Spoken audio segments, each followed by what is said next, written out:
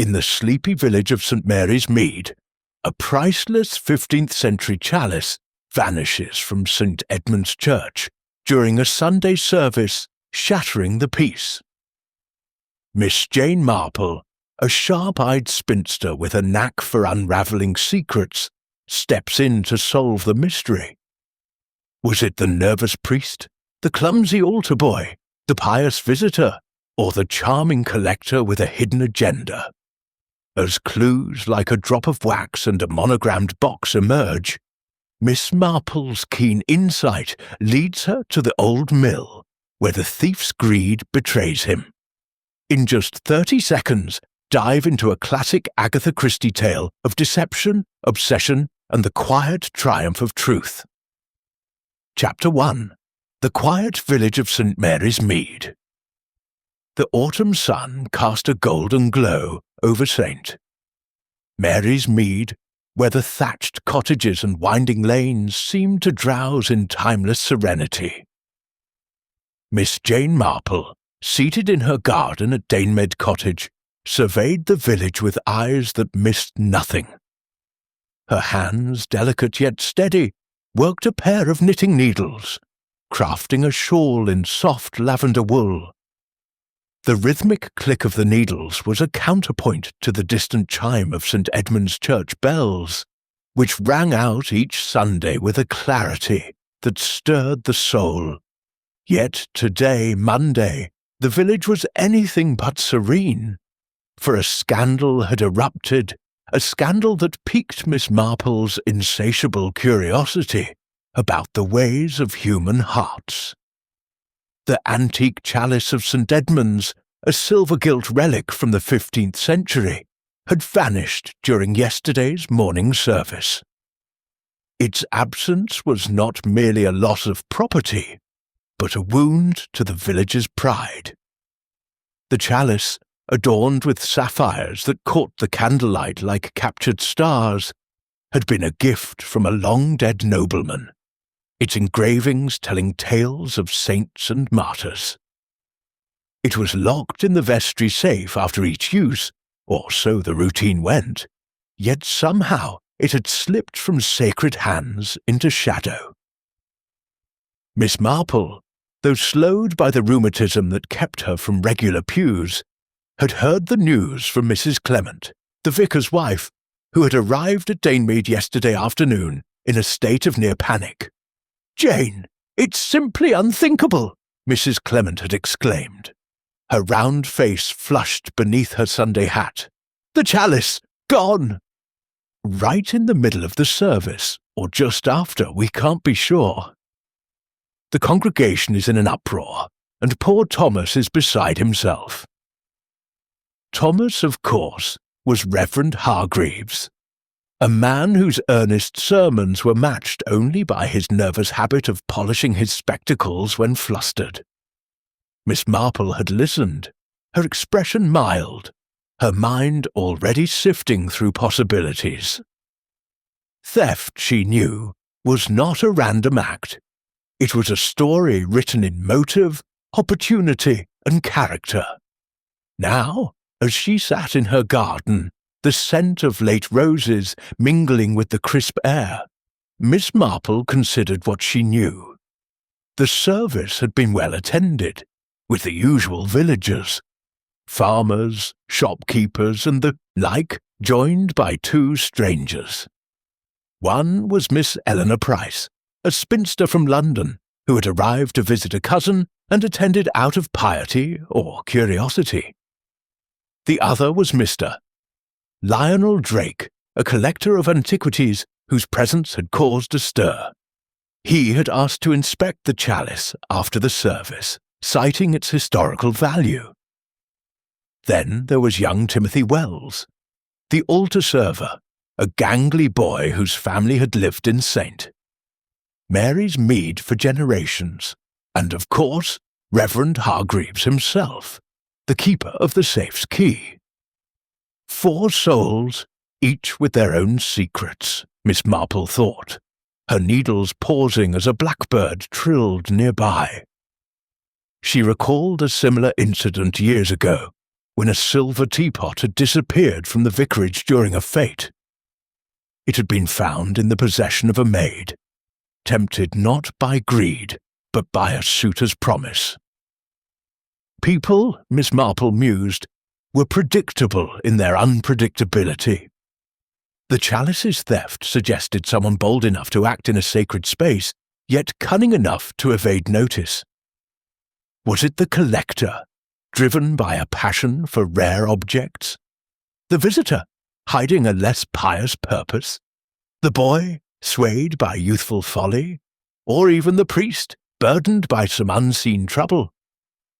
Miss Marple's eyes, bright and bird-like, scanned the village green, where children played, and old Mr. Pye wheeled his barrow of apples. The answer, she knew, lay in the small things, the glance, the gesture, the word unspoken. Rising from her wicker chair, she resolved to visit St. Edmund's tomorrow. Inspector Craddock, a young man with a modern mind, but a healthy respect for her insights, would likely be there, and she wished to see the vestry for herself. As she gathered her knitting and stepped toward the cottage, a breeze stirred the leaves, and Miss Marple felt a familiar thrill. The chalice was more than metal and gems. It was a puzzle, and she, Jane Marple, was determined to solve it. Chapter 2. The Scene of the Crime. The morning mist clung to the cobblestones of St. Mary's Mead, as Miss Jane Marple made her way to St. Edmund's Church. Her steps measured but purposeful, despite the faint ache in her knees. Her tweed coat, buttoned against the autumn chill, gave her the air of a harmless village spinster. But her sharp eyes, darting beneath the brim of her sensible hat, betrayed a mind as keen as a blade. The church loomed ahead, its grey stone tower softened by ivy, its arched windows catching the pale sunlight in a mosaic of reds and blues. The scandal of the stolen chalice had stirred the village like a stone tossed into a still pond, and Miss Marple, ever attuned to the ripples of human behaviour, was determined to examine the scene where the theft had occurred. She had risen early, fortified by a cup of tea and a slice of toast, with Mrs. Bantry's homemade marmalade, her thoughts already turning to the puzzle at hand. Mrs. Clement's breathless account of the chalice's disappearance had been vivid, but lacking in precision, and Miss Marple knew that details, small, overlooked details, were the threads from which truth was woven. The chalice, a silver-gilt relic from the 15th century, its rim encrusted with sapphires and its surface etched with scenes of martyrdom, was no mere trinket. It was a treasure, locked in the vestry safe after each Eucharist, its key entrusted to Reverend Thomas Hargreaves alone. Yet, during Sunday's service, or in the brief hour that followed, it had vanished without a trace.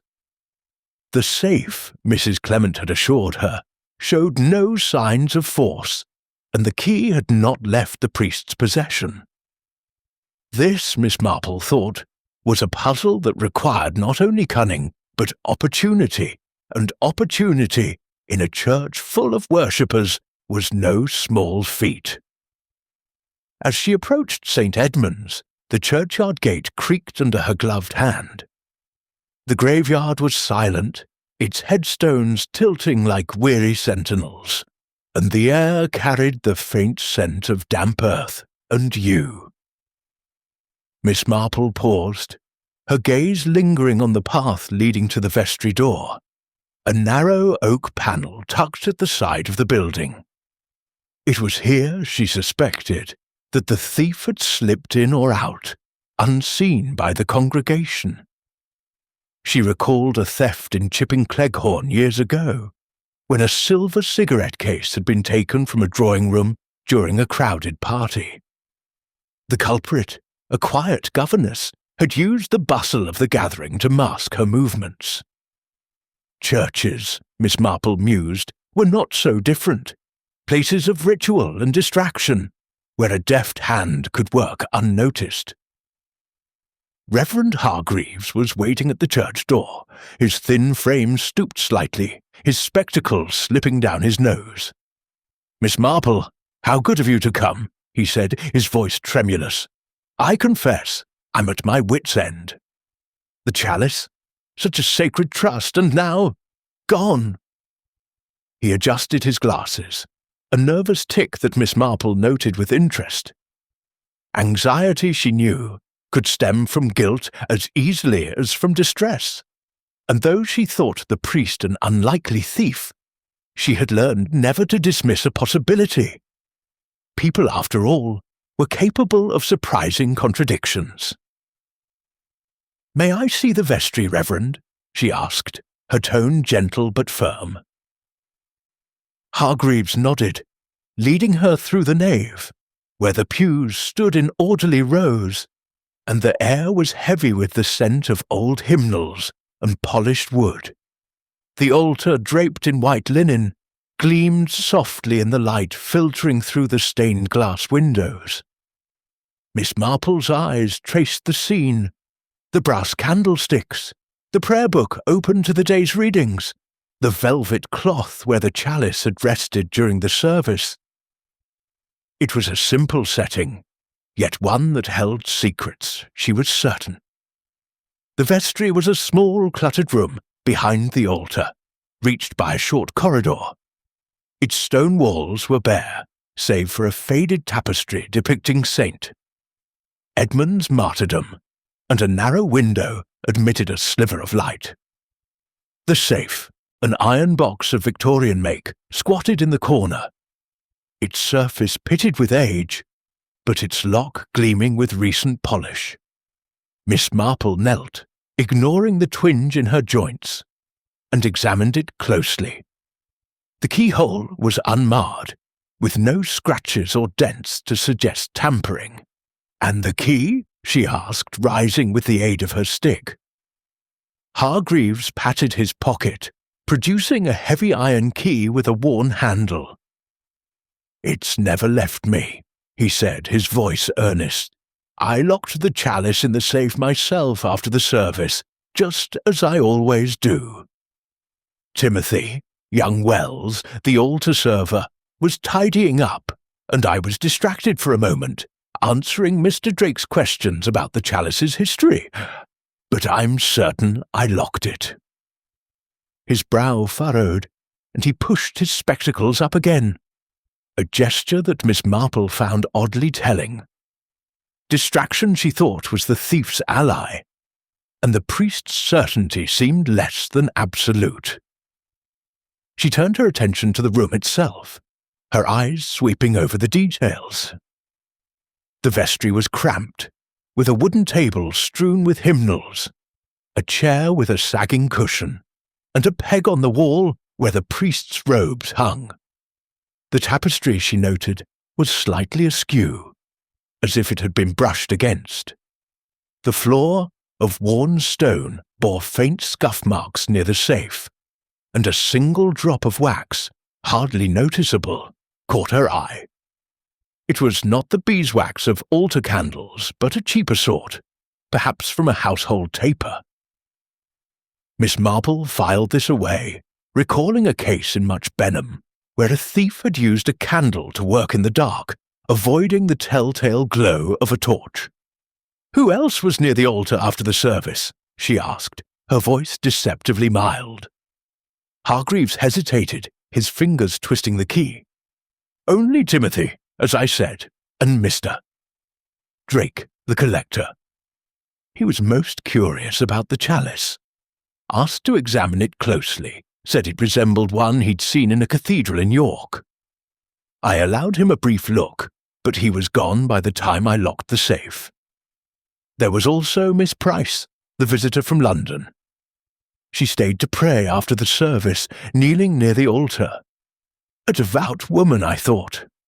His voice faltered, and Miss Marple sensed a flicker of doubt. Devotion, she knew, could mask many things just as curiosity could cloak greed. She stepped to the vestry door, which opened onto the churchyard path. It was unlocked, its latch stiff but functional. "Is this door always open during services?" she asked. Hargreaves nodded. "For hair, you see, and to allow the servers to come and go. But it's in full view of the congregation, or would be if anyone were looking." Miss Marple pictured the scene, the congregation filing out, their attention on greetings and gossip, the priest occupied with Mr. Drake, Timothy bustling with his duties. A moment's inattention, a swift hand, and the chalice could have been spirited away. But how had the safe been opened without the key? Or had the key, despite Hargreaves's insistence, been briefly out of his possession? She thanked the priest and stepped into the churchyard, her mind turning to the suspects. Timothy Wells, the altar server, was a local lad, 16, with a reputation for clumsiness but no malice. Yet youth, Miss Marple knew, was susceptible to temptation. A coin or two, a promise of adventure, could sway a boy. She recalled a gardener's son in Saint, Mary's Mead, who had pilfered apples not for hunger, but for the thrill of it. Could Timothy have been persuaded to hand over the key even for a moment? Mr. Lionel Drake the collector was a more intriguing figure. His interest in the chalice, described by Hargreaves as scholarly, had a whiff of obsession. Miss Marple had known collectors before, men and women whose passion for rare objects bordered on mania. One, a retired colonel, had once bribed a museum guard to borrow a Roman coin for his private study. Drake, with his polished manners and expert knowledge, might well have seen the chalice as a prize worth stealing. But how had he managed it, and where was the chalice now? Miss Eleanor Price, the London visitor, was an enigma. Her presence at St. Edmund's, ostensibly to visit a cousin, seemed too convenient for Miss Marple's liking. Coincidences, she had learned, were often the work of design. Miss Price's piety, as described by Hargreaves, might be genuine, but Miss Marple remembered a churchwarden's wife who had hidden stolen alms behind a mask of sanctity. Could Miss Price have a motive? Perhaps a belief that the chalice was neglected, or a desire to rescue it for some imagined higher purpose. And then there was Reverend Hargreaves himself. Miss Marple disliked suspecting a man of the cloth, but she was not naive. Clergymen, like all men, had their weaknesses. She recalled a curate in her youth, driven to desperation by gambling debts, who had sold church silver to cover them.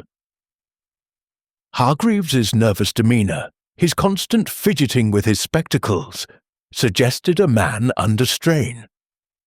Was it merely the weight of the theft or something deeper? A financial trouble? A personal failing? As she stood in the churchyard, the wind stirring her scarf, Miss Marple's thoughts were interrupted by the arrival of Inspector Craddock, his car crunching on the gravel path. He was a young man, modern in his methods but with a respect for Miss Marple's unorthodox insights. "Miss Marple," he greeted, tipping his hat, "I heard you'd be here. Care to share your thoughts on this business?" She smiled, her eyes twinkling. "Only that people, Inspector, are rarely as simple as they seem. The chalice was taken by someone who knew its value, and the church's routine. I'd like to hear what Timothy, Mr. Drake and Miss Price have to say for themselves." Craddock nodded, his notebook already in hand. "I'm gathering them at the vicarage this afternoon." "You're welcome to join us. The safes. Been dusted for prints. Nothing but the priests and Timothys, as you'd expect. No sign of forced entry either. It's a queer case. Queer indeed, Miss Marple agreed, her mind already sifting through the possibilities. The wax drop, the askew tapestry, the unlocked vestry door. These were not accidents, but clues, fragments of a story waiting to be pieced together. As she walked back to Danemead, the church bells tolled noon, and she felt a familiar stirring of anticipation. The chalice was hidden, but not forever. Truth, like a buried seed, had a way of breaking through. Chapter 3. The suspects assemble. The vicarage parlour, with its chintz curtains and faded Persian rug, exuded a homely warmth that belied the tension simmering within its walls. Miss Jane Marple sat in a high-backed chair near the fireplace, her knitting resting in her lap, her hands still but her eyes alert, taking in every nuance of the scene before her. The afternoon light slanted through the mullioned windows, casting soft shadows on the faces of the 4 individuals gathered at Inspector Craddock's request. The air was thick with unspoken suspicions, and Miss Marple, ever attuned to the undercurrents of human behaviour, felt the weight of secrets waiting to be unravelled. Inspector Craddock stood by the mantelpiece, his notebook open, his manner brisk yet courteous. A man in his 30s, with a square jaw and a penchant for facts, he had learned to value Miss Marple's insights, though he sometimes found her methods maddeningly intuitive. "Thank you all for coming," he began, his voice steady. "The theft of the chalice from St. Edmunds is a serious matter, and I need to establish the facts. The chalice was last seen on the altar at 11:15 a.m. when the Sunday service ended. By noon, when the vestry was checked, it was gone. The safe was locked, and the key, according to Reverend Hargreaves, never left his possession. Yet the chalice is missing, and I intend to find out how, and by whom." Reverend Thomas Hargreaves, seated on a sagging sofa, adjusted his spectacles for the 3rd time since Miss Marple's arrival. His thin face was pale, his hands twisting a handkerchief into knots. "I assure you, Inspector," he said, his voice quavering, "I followed every precaution. The chalice was placed in the safe, as always, and I locked it myself. I can't imagine how this happened." His eyes darted to the others, and Miss Marple noted a flicker of unease. Was it the burden of responsibility, or something more?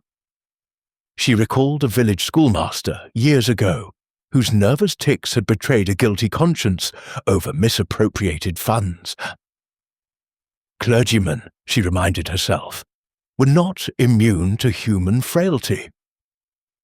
Beside the priest sat Timothy Wells, the altar server, his lanky frame slouched in an effort to appear inconspicuous. His freckled face was flushed, and his fingers plucked at the hem of his sweater, betraying a restlessness that Miss Marple found telling. At 16, Timothy was at the awkward age where bravado and insecurity waged a constant battle. She remembered a butcher's boy in St. Mary's Mead who had stolen a watch, not for its value, but to impress a gang of older lads. Could Timothy have been swayed by a promise, a coin, a favour, or even a dare? His eyes avoided Craddock's, fixing instead on the rug's frayed edge, and Miss Marple made a mental note to speak with him alone. Across the room, Miss Eleanor Price perched on the edge of an armchair, her posture rigid, her hands clasped tightly around a black leather handbag. A woman in her late 40s, with a severe bun and a grey dress that seemed chosen for its lack of ostentation, she exuded an air of disapproval that Miss Marple found intriguing. Her thin lips were set in a line, and her eyes, behind steel-rimmed glasses, flickered with what might have been indignation or fear. "I was merely a visitor," she said, her voice clipped, when Craddock asked about her presence at the service. "I came to St. Mary's Mead to see my cousin, Mrs. Langley, and attended the service out of respect. I stayed to pray afterward, near the altar, but I saw nothing unusual." Her words were precise, but Miss Marple detected a defensive edge. Piety, she knew, could be a mask, as it had been for a church organist who had pilfered collection plates to fund a secret vice. Mr. Lionel Drake, the collector, lounged in a wing-back chair near the window, his long legs crossed, his demeanour one of studied ease. His tailored suit and polished shoes spoke of wealth, and his hawkish features, framed by greying temples, gave him an air of authority. He met Craddock's gaze with a faint smile, as if the proceedings were a mild amusement. "I was at the service out of curiosity," he said, his voice smooth. "I'm a student of medieval artifacts, and the chalice intrigued me. I asked Reverend Hargreaves if I might examine it after the service, which he kindly permitted. But I left the church by 11:30, as the landlord at the Blue Boar can confirm." His confidence was almost too polished, and Miss Marple's eyes narrowed slightly. She recalled a barrister in London, whose charm had concealed a penchant for forged paintings. Collectors, she thought, were often driven by a hunger that blurred the line between admiration and possession. Craddock paced slowly, his pencil tapping his notebook. "Let's be clear," he said. "The safe was not forced, which suggests either the key was used or someone had remarkable skill with locks. Reverend, you're certain the key never left your pocket?" Hargreaves nodded vigorously. "Absolutely. I keep it on me at all times, even at home. It's a habit." His fingers brushed his pocket, as if to reassure himself, and Miss Marple wondered if his certainty was as firm as he claimed. A distracted man, she knew, might not notice a brief absence. A pickpocket's trick, perhaps, or a moment of carelessness. "And you, Timothy?" Craddock turned to the boy, who flinched as if struck. "You were at the altar, clearing the candlesticks and such." "Did you see anyone near the vestry?" Timothy's Adam's apple bobbed as he swallowed. "No, sir. I was busy like. Father Hargreaves was talking to Mr. Drake, and I was putting things away. I didn't see nothing." His voice cracked, and he glanced at the floor again, his ears reddening. Miss Marple's knitting needles, though still, seemed to hum with her thoughts. Boys, she knew, often lied out of fear rather than guilt, but Timothy's unease was palpable. Had he seen something, or done something? Craddock turned to Miss Price. "You were praying near the altar after the service. Did you notice anyone lingering, perhaps near the vestry door?" Miss Price's lips tightened. "I was focused on my devotions, Inspector. The altar is a sacred space, not a place for idle observation. I saw nothing out of the ordinary. Her tone was sharp, almost reproachful, and Miss Marple noted the way her fingers gripped her handbag, as if it were a talisman. Devotion, she thought, could be fervent, but it could also be a shield. She recalled a spinster in St. Mary's Mead, who had hidden stolen letters in her prayer book, claiming sanctity while nursing a grudge. "And you, Mr. Drake?" Craddock's eyes fixed on the collector. "You examined the chalice. Did you notice anything unusual? Anyone near the altar or vestry?" Drake shrugged, his smile unwavering. "I was absorbed in the chalice's craftsmanship. Exquisite work, by the way, likely from a York workshop, 1450 or so. I spoke with the Reverend, admired the piece, and left." The church was emptying out, and I saw no one skulking about. His nonchalance was convincing, but Miss Marple detected a practised quality to it, like an actor delivering lines. His hands, resting on the chair's arms, were steady, but she noticed a faint callus on his index finger. A sign, perhaps, of a man accustomed to delicate work, like picking locks or handling artifacts. Craddock closed his notebook with a snap. "Very well. I'll need to verify your movements, Mr. Drake, and I'll speak with each of you again. The chalice is valuable, not just in money, but in sentiment, and someone in this village knows where it is." He glanced at Miss Marple, a silent acknowledgement that her presence was no mere courtesy. She inclined her head, her expression serene, but her mind racing. As the suspects rose to leave, Miss Marple observed their departures. Hargreaves lingered, murmuring apologies to Craddock, his handkerchief now a crumpled ball. Timothy bolted for the door, as if eager to escape scrutiny. Miss Price walked with measured steps, her head high, her handbag clutched like a weapon. Drake sauntered out, pausing to light a cigarette, his eyes meeting Miss Marple's for a fleeting moment. She saw no fear there, only calculation, and she filed it away, like a stitch in her knitting. Left alone with Craddock, she accepted a cup of tea from Mrs. Clement, who had hovered anxiously at the parlour's edge.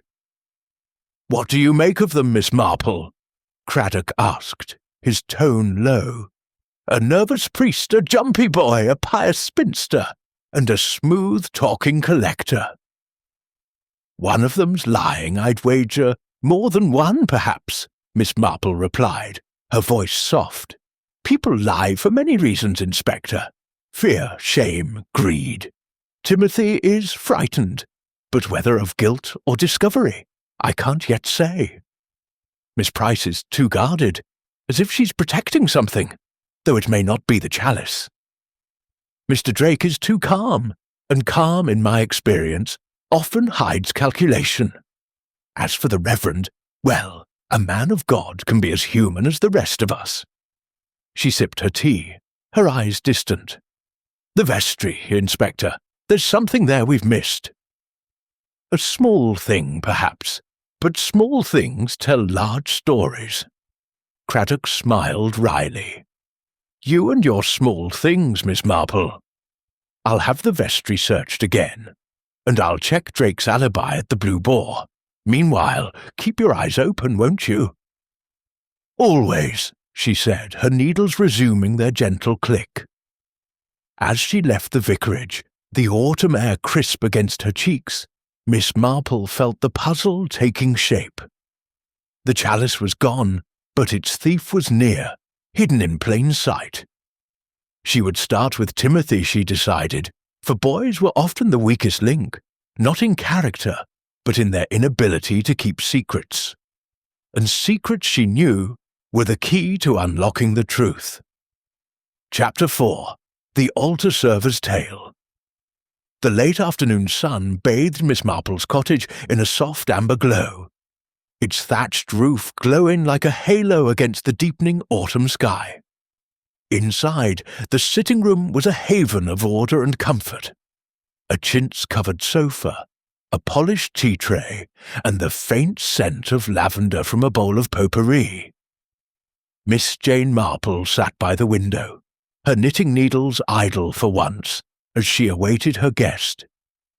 She had invited Timothy Wells, the young altar server, for tea, knowing that a boy of 16 was more likely to speak freely over scones and jam than under the stern gaze of Inspector Craddock. Her invitation had been delivered via Mrs. Wells, Timothy's mother, who had seemed both flattered and flustered by the attention of Saint. Mary's Mead's most perceptive spinster. Miss Marple's approach to solving mysteries was not unlike her knitting. Each stitch, each small observation, built toward a pattern only she could see until it was complete. Timothy, she suspected, was a loose thread in the chalice's disappearance, a boy caught in the orbit of adult schemes, perhaps unaware of the weight of his actions. She recalled a milkman's son in St. Mary's Mead years ago, who had pocketed a neighbour's brooch to win favour with a schoolmate. Youth, she knew, was impressionable, and Timothy's nervous demeanour at the vicarage suggested he held a piece of the puzzle, whether he knew it or not. The doorbell chimed, a soft tinkle that broke the quiet. Miss Marple rose, smoothing her tweed skirt, and opened the door to find Timothy standing awkwardly on the step, his cap twisted in his hands. His freckled face was flushed, his eyes darting as if expecting an ambush. "Come in, Timothy," she said, her voice warm, but with a firmness that brooked no nonsense. "I've just put the kettle on, and there are scones fresh from Mrs." Bantry's kitchen. Timothy shuffled inside, his boots leaving faint traces of mud on the mat. He perched on the edge of the sofa, his lanky frame folding like a poorly assembled chair. Miss Marple busied herself with the tea, giving him time to settle. She poured from a china pot, the steam curling in the air, and set a plate of scones before him, their golden tops glistening with butter. "Now, Timothy," she said, settling into her armchair, "you must be dreadfully upset about the chalice." "It's such a terrible thing for Saint." Edmunds, the boy, nodded, his mouth full of scorn, his eyes fixed on the plate. "Yes, ma'am," he mumbled. "It's awful like." "Father Hargreaves is proper upset." His voice was high, cracking slightly, and Miss Marple noted the way his fingers fidgeted with the napkin, shredding its edge. She sipped her tea, her expression one of kindly concern. "You were at the altar that morning, weren't you?" "Tidying up, as you always do. It must be quite a responsibility, assisting with the service." Her tone was encouraging, but her eyes, bright and unyielding, watched him closely. Flattery, she knew, could loosen tongues, especially in the young. Timothy's shoulders relaxed a fraction. "I suppose so, ma'am. I just do what father tells me. Clear the candlesticks, fold the cloths, that sort of thing. Been doing it since I was 12. He reached for another scone, his movements less guarded. "And that morning," Miss Marple continued, "everything went as usual? No one out of place, no odd behaviour?" She paused, letting the question hang, her needles now in hand, clicking softly as if to mark the rhythm of their conversation. Timothy hesitated, his hand hovering over the plate. "Well, it was busy-like. Lots of folk leaving, and father was talking to that mister Drake about the chalice. He was proper keen on it, asking all sorts of questions, when it was made, where it came from. Said he'd seen one like it in a museum." His voice faltered, and he glanced at her, then away, his ears reddening. Miss Marple's needles paused, her gaze gentle but piercing. "Mr. Drake was curious, wasn't he? And you saw Father Hargreaves lock the chalice in the safe?" She leaned forward slightly, her tone conversational, as if discussing the weather. Timothy nodded too quickly. "Yes, ma'am. I saw him lock it. He always does, right after the service. I was putting these candlesticks away, and he took the chalice to the vestry." His words tumbled out, and Miss Marple noted the slight tremor in his voice. Boys, she thought, were poor liars, their guilt written in their posture, their eyes, their too eager affirmations. "And the key?" she asked, her voice soft as a whisper. "You never touched it, did you, Timothy? It's such an important thing. That key." She smiled, her eyes never leaving his face. Timothy's flush deepened, and he shifted in his seat, the napkin now a tattered mess. "No, ma'am, I never touched it. Father keeps it in his pocket, always. I know it's important."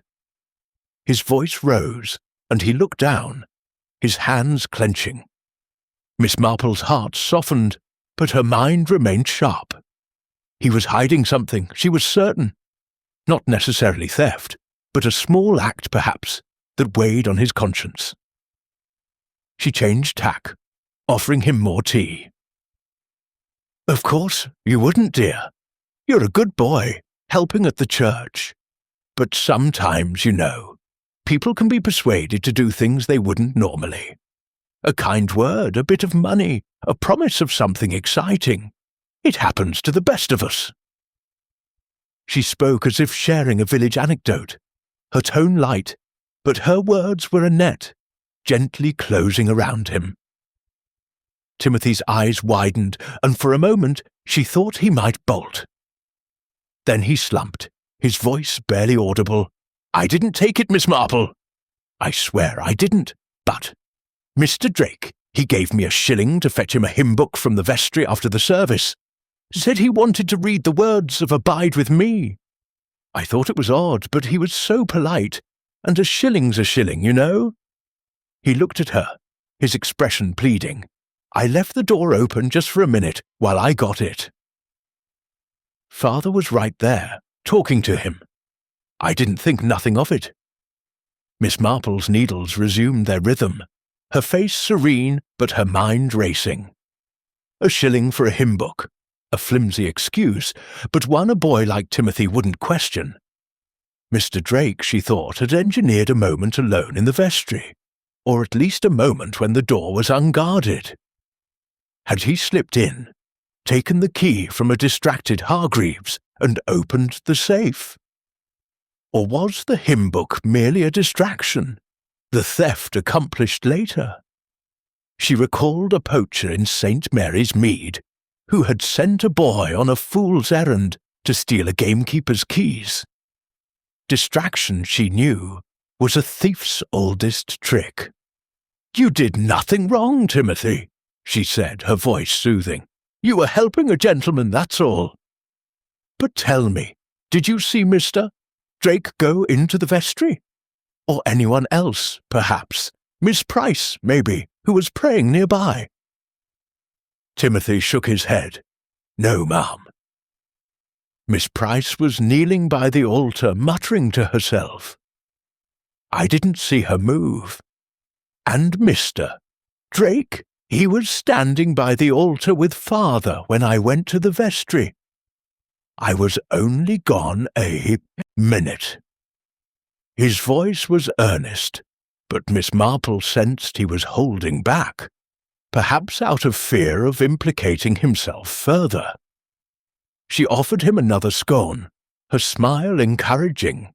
"And the candlesticks, Timothy.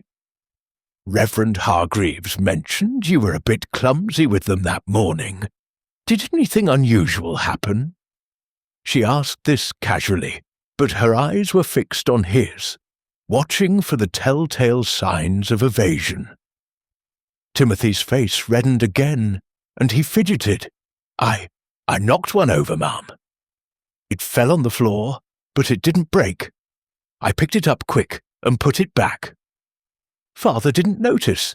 He was busy with Mr. Dick, he looked down, his fingers twisting the napkin into knots. Miss Marple's mind turned to the drop of wax she had seen in the vestry, a detail that had puzzled her. The church used electric lights during services, not candles, yet the wax was fresh. Had Timothy's clumsiness been a cover for something else? A moment of distraction to aid the thief?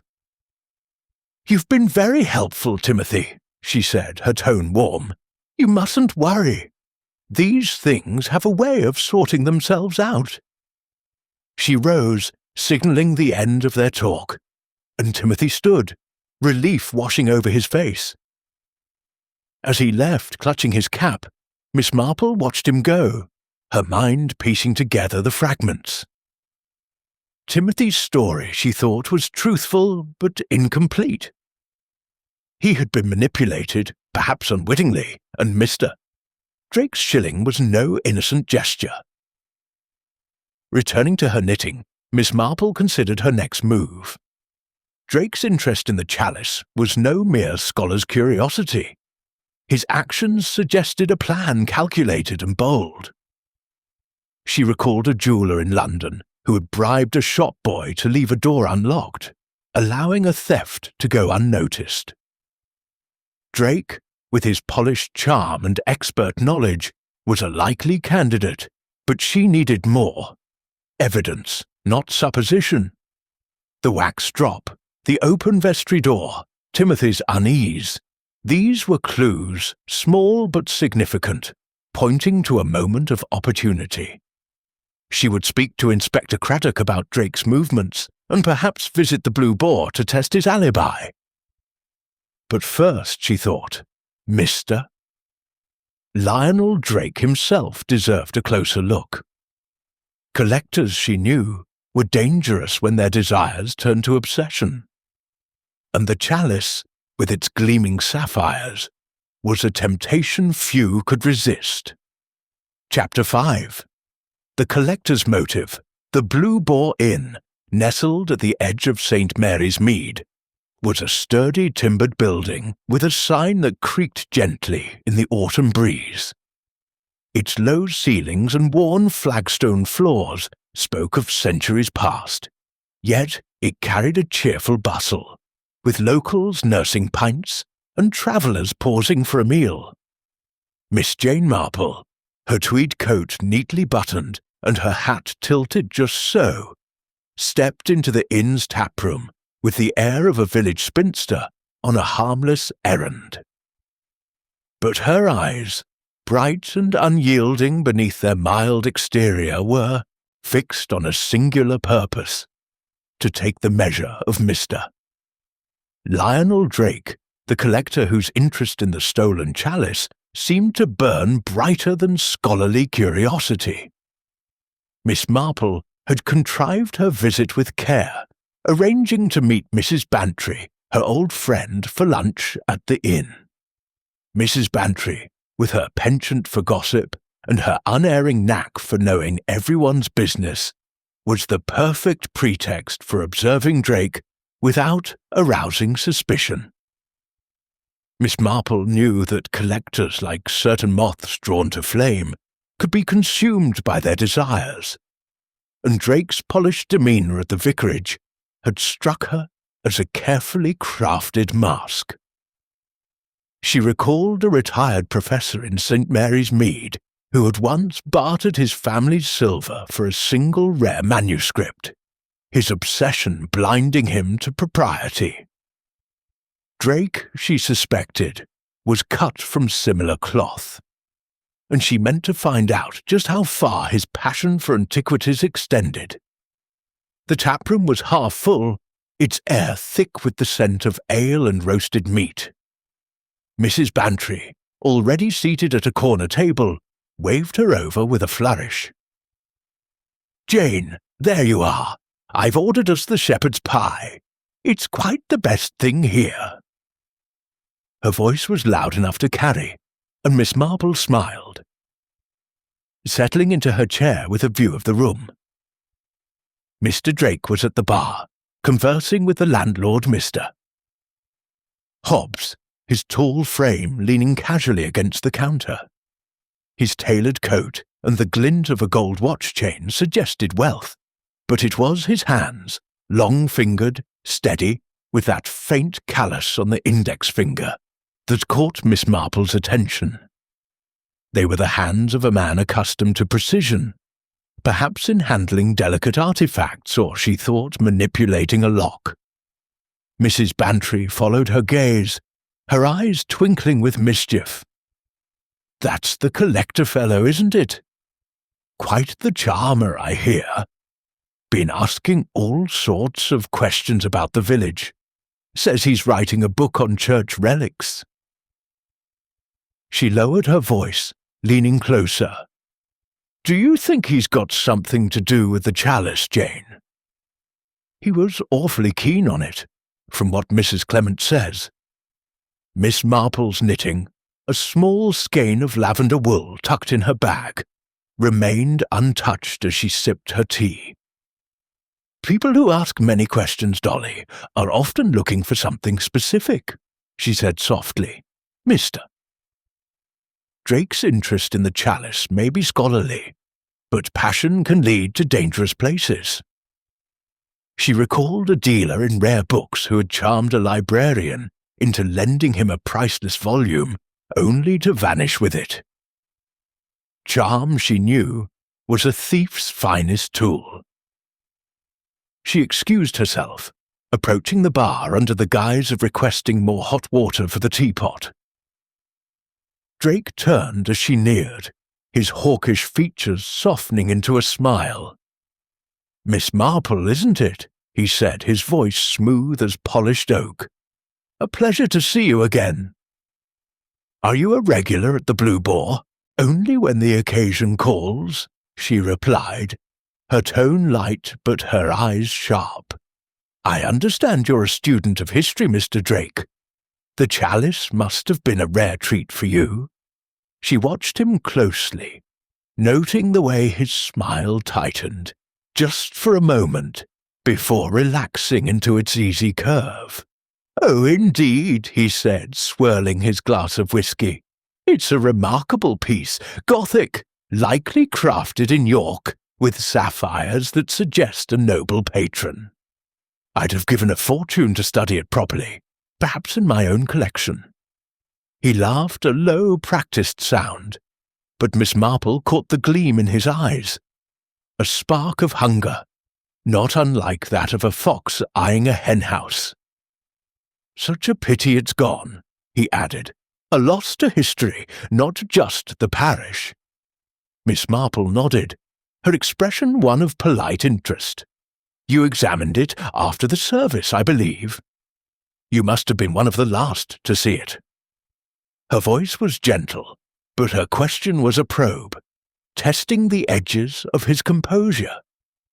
Drake's fingers paused on his glass, then resumed their casual motion. "Yes, Reverend Hargreaves was kind enough to let me have a closer look.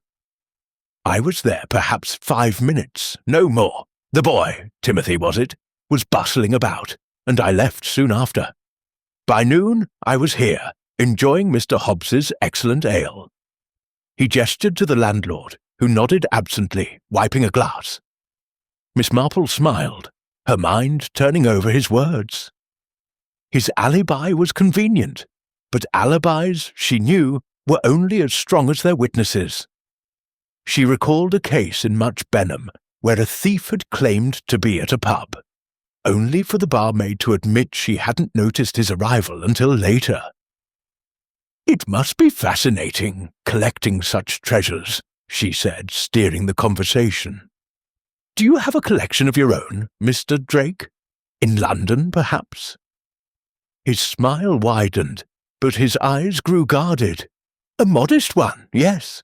Mostly manuscripts and small relics. Nothing as grand as the chalice, I'm afraid.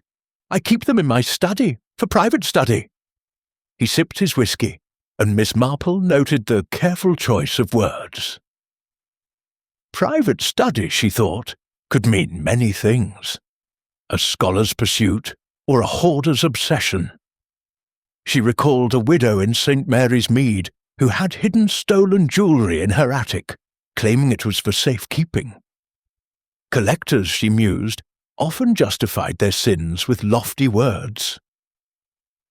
"And where do you find such treasures?" she asked, her tone as innocent as a village gossip's. "Auctions, perhaps, or private sales?" Drake leaned back, his posture relaxed but his gaze sharp. "All sorts of places. Estate sales, old churches, sometimes a lucky find in a forgotten shop. The trick is knowing where to look and when to act." His words were casual, but Miss Marple felt a chill. Knowing when to act, she thought, was precisely what the thief had done, seizing a moment of distraction in the church. Had Drake orchestrated Timothy's errand for the hymn book, as the boy had confessed, to create that moment? She thanked him and returned to Mrs. Bantry, who was eagerly dissecting the shepherd's pie. "Well," Mrs. Bantry whispered, her eyes gleaming, "is he our man?" Miss Marple picked up her fork, her expression serene. "He's a man who knows too much about the chalice, Dolly, and perhaps too little about restraint. But we need more than suspicion." She ate slowly, her mind piecing together the fragments.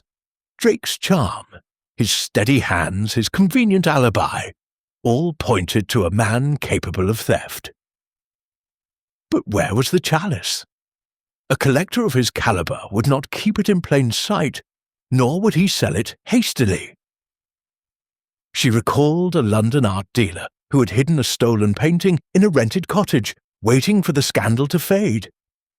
Drake, she suspected, had a hiding place, perhaps not in the village, but nearby. After lunch, she lingered at the inn chatting with Mr.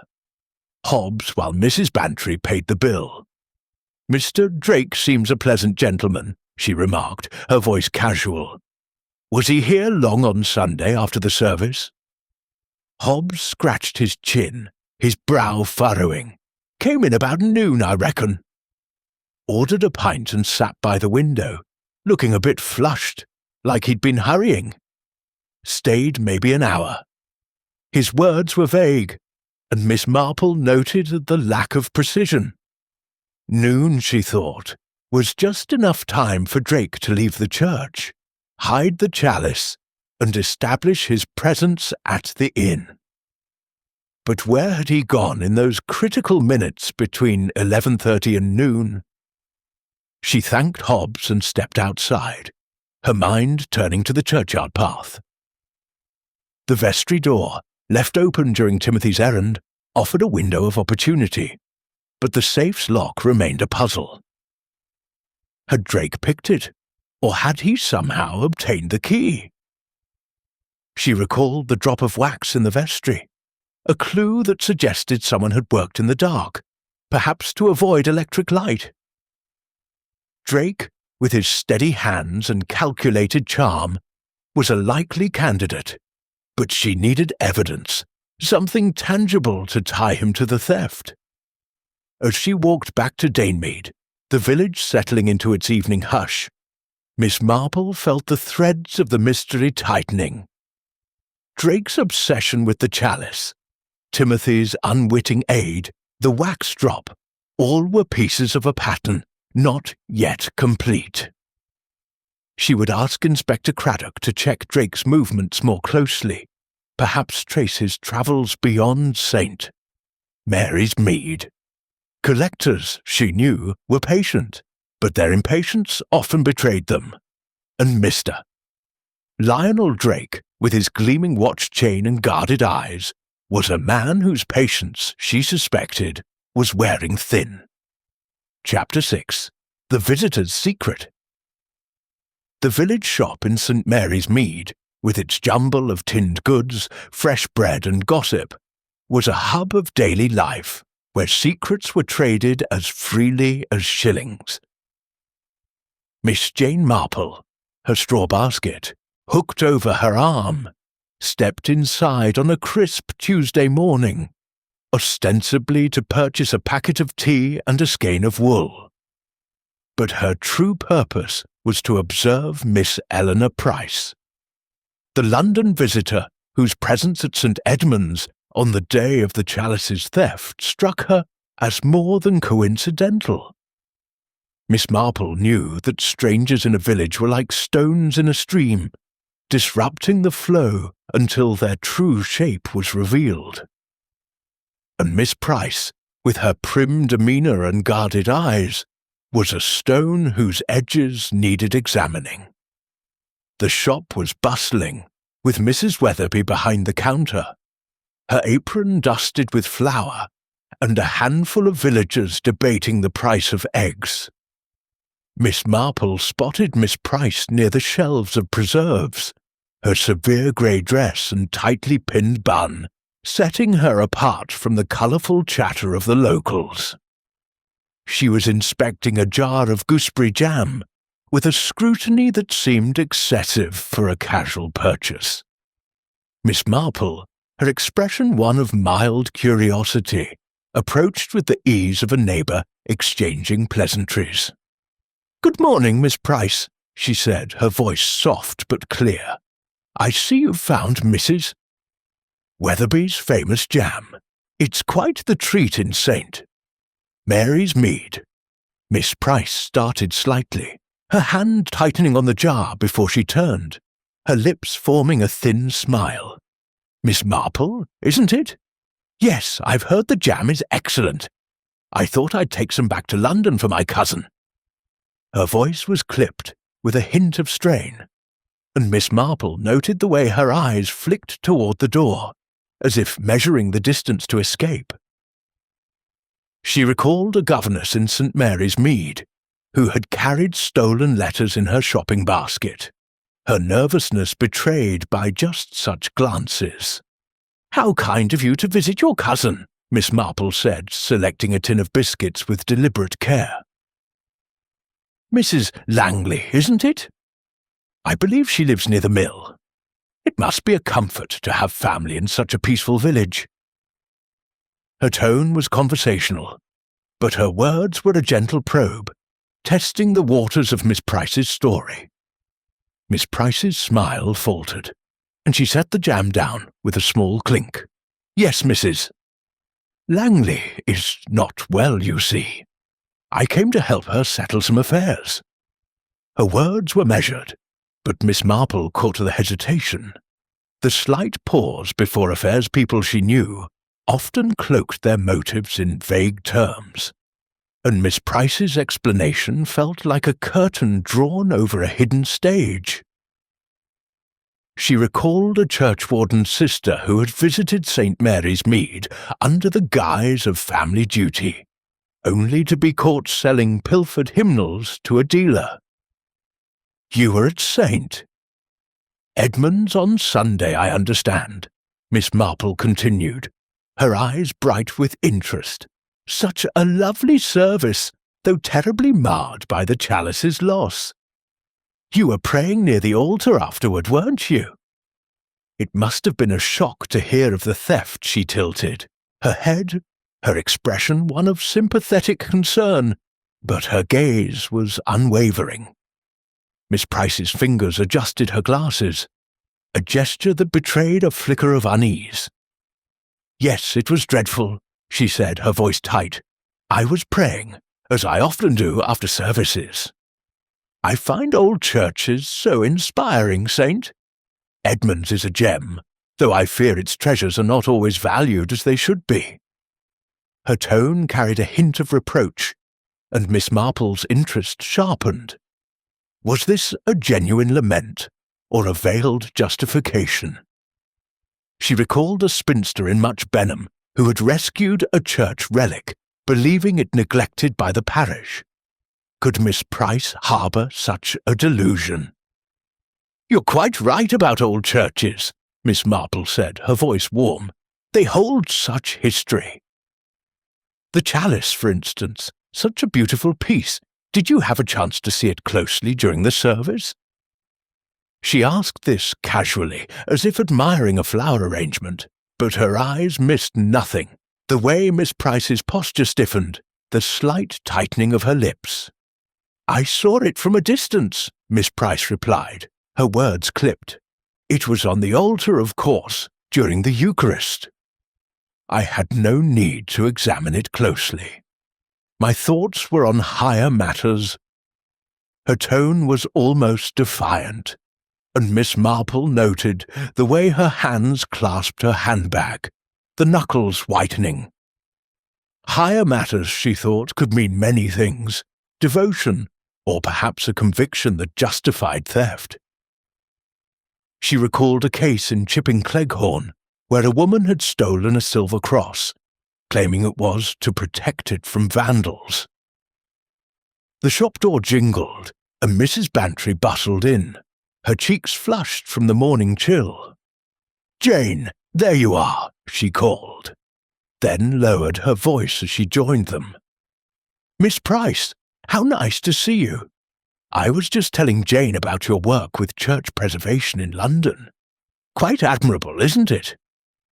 Mrs. Bantry's enthusiasm was genuine, but Miss Marple caught the quick glance Miss Price shot her, as if assessing whether the praise was a trap.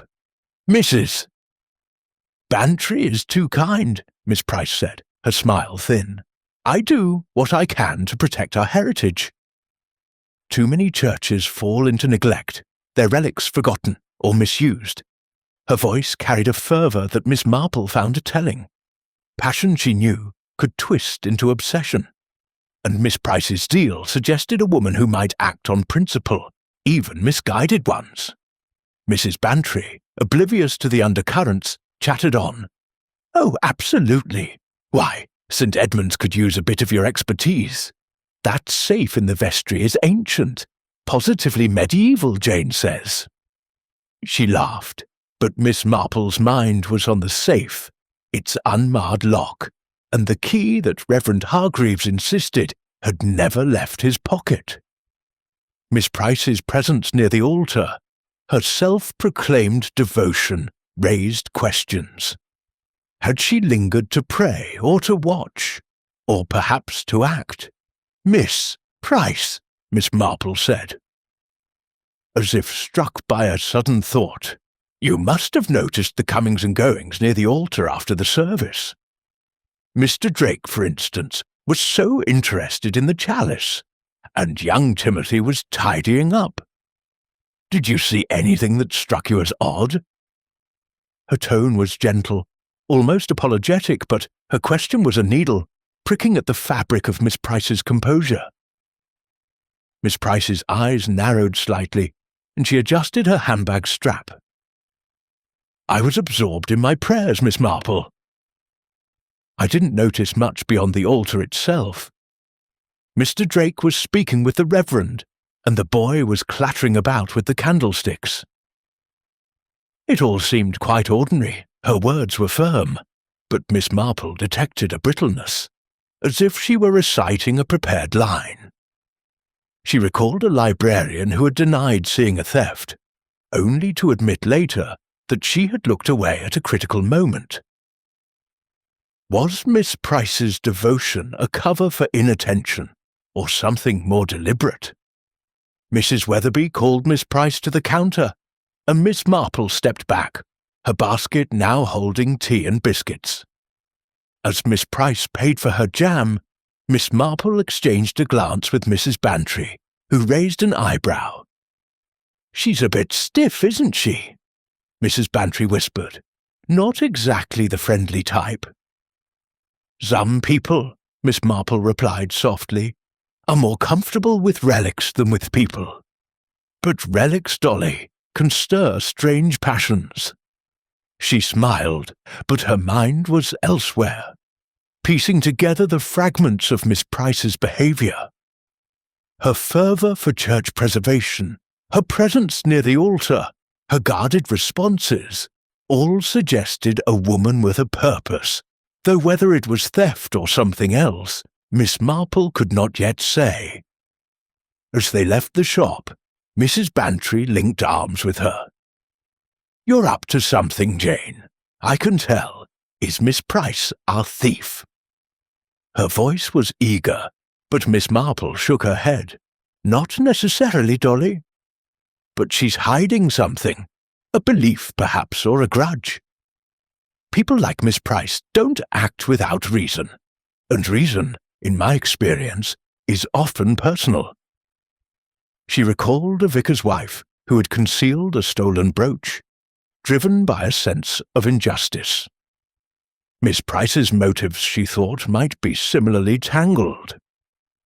Back at Danemead, Miss Marple settled into her armchair, her knitting resuming its steady rhythm. The chalice's theft was a puzzle with many pieces. Timothy's unwitting aid, Drake's calculated charm, Hargreaves's nervous tics, and now Miss Price's guarded piety.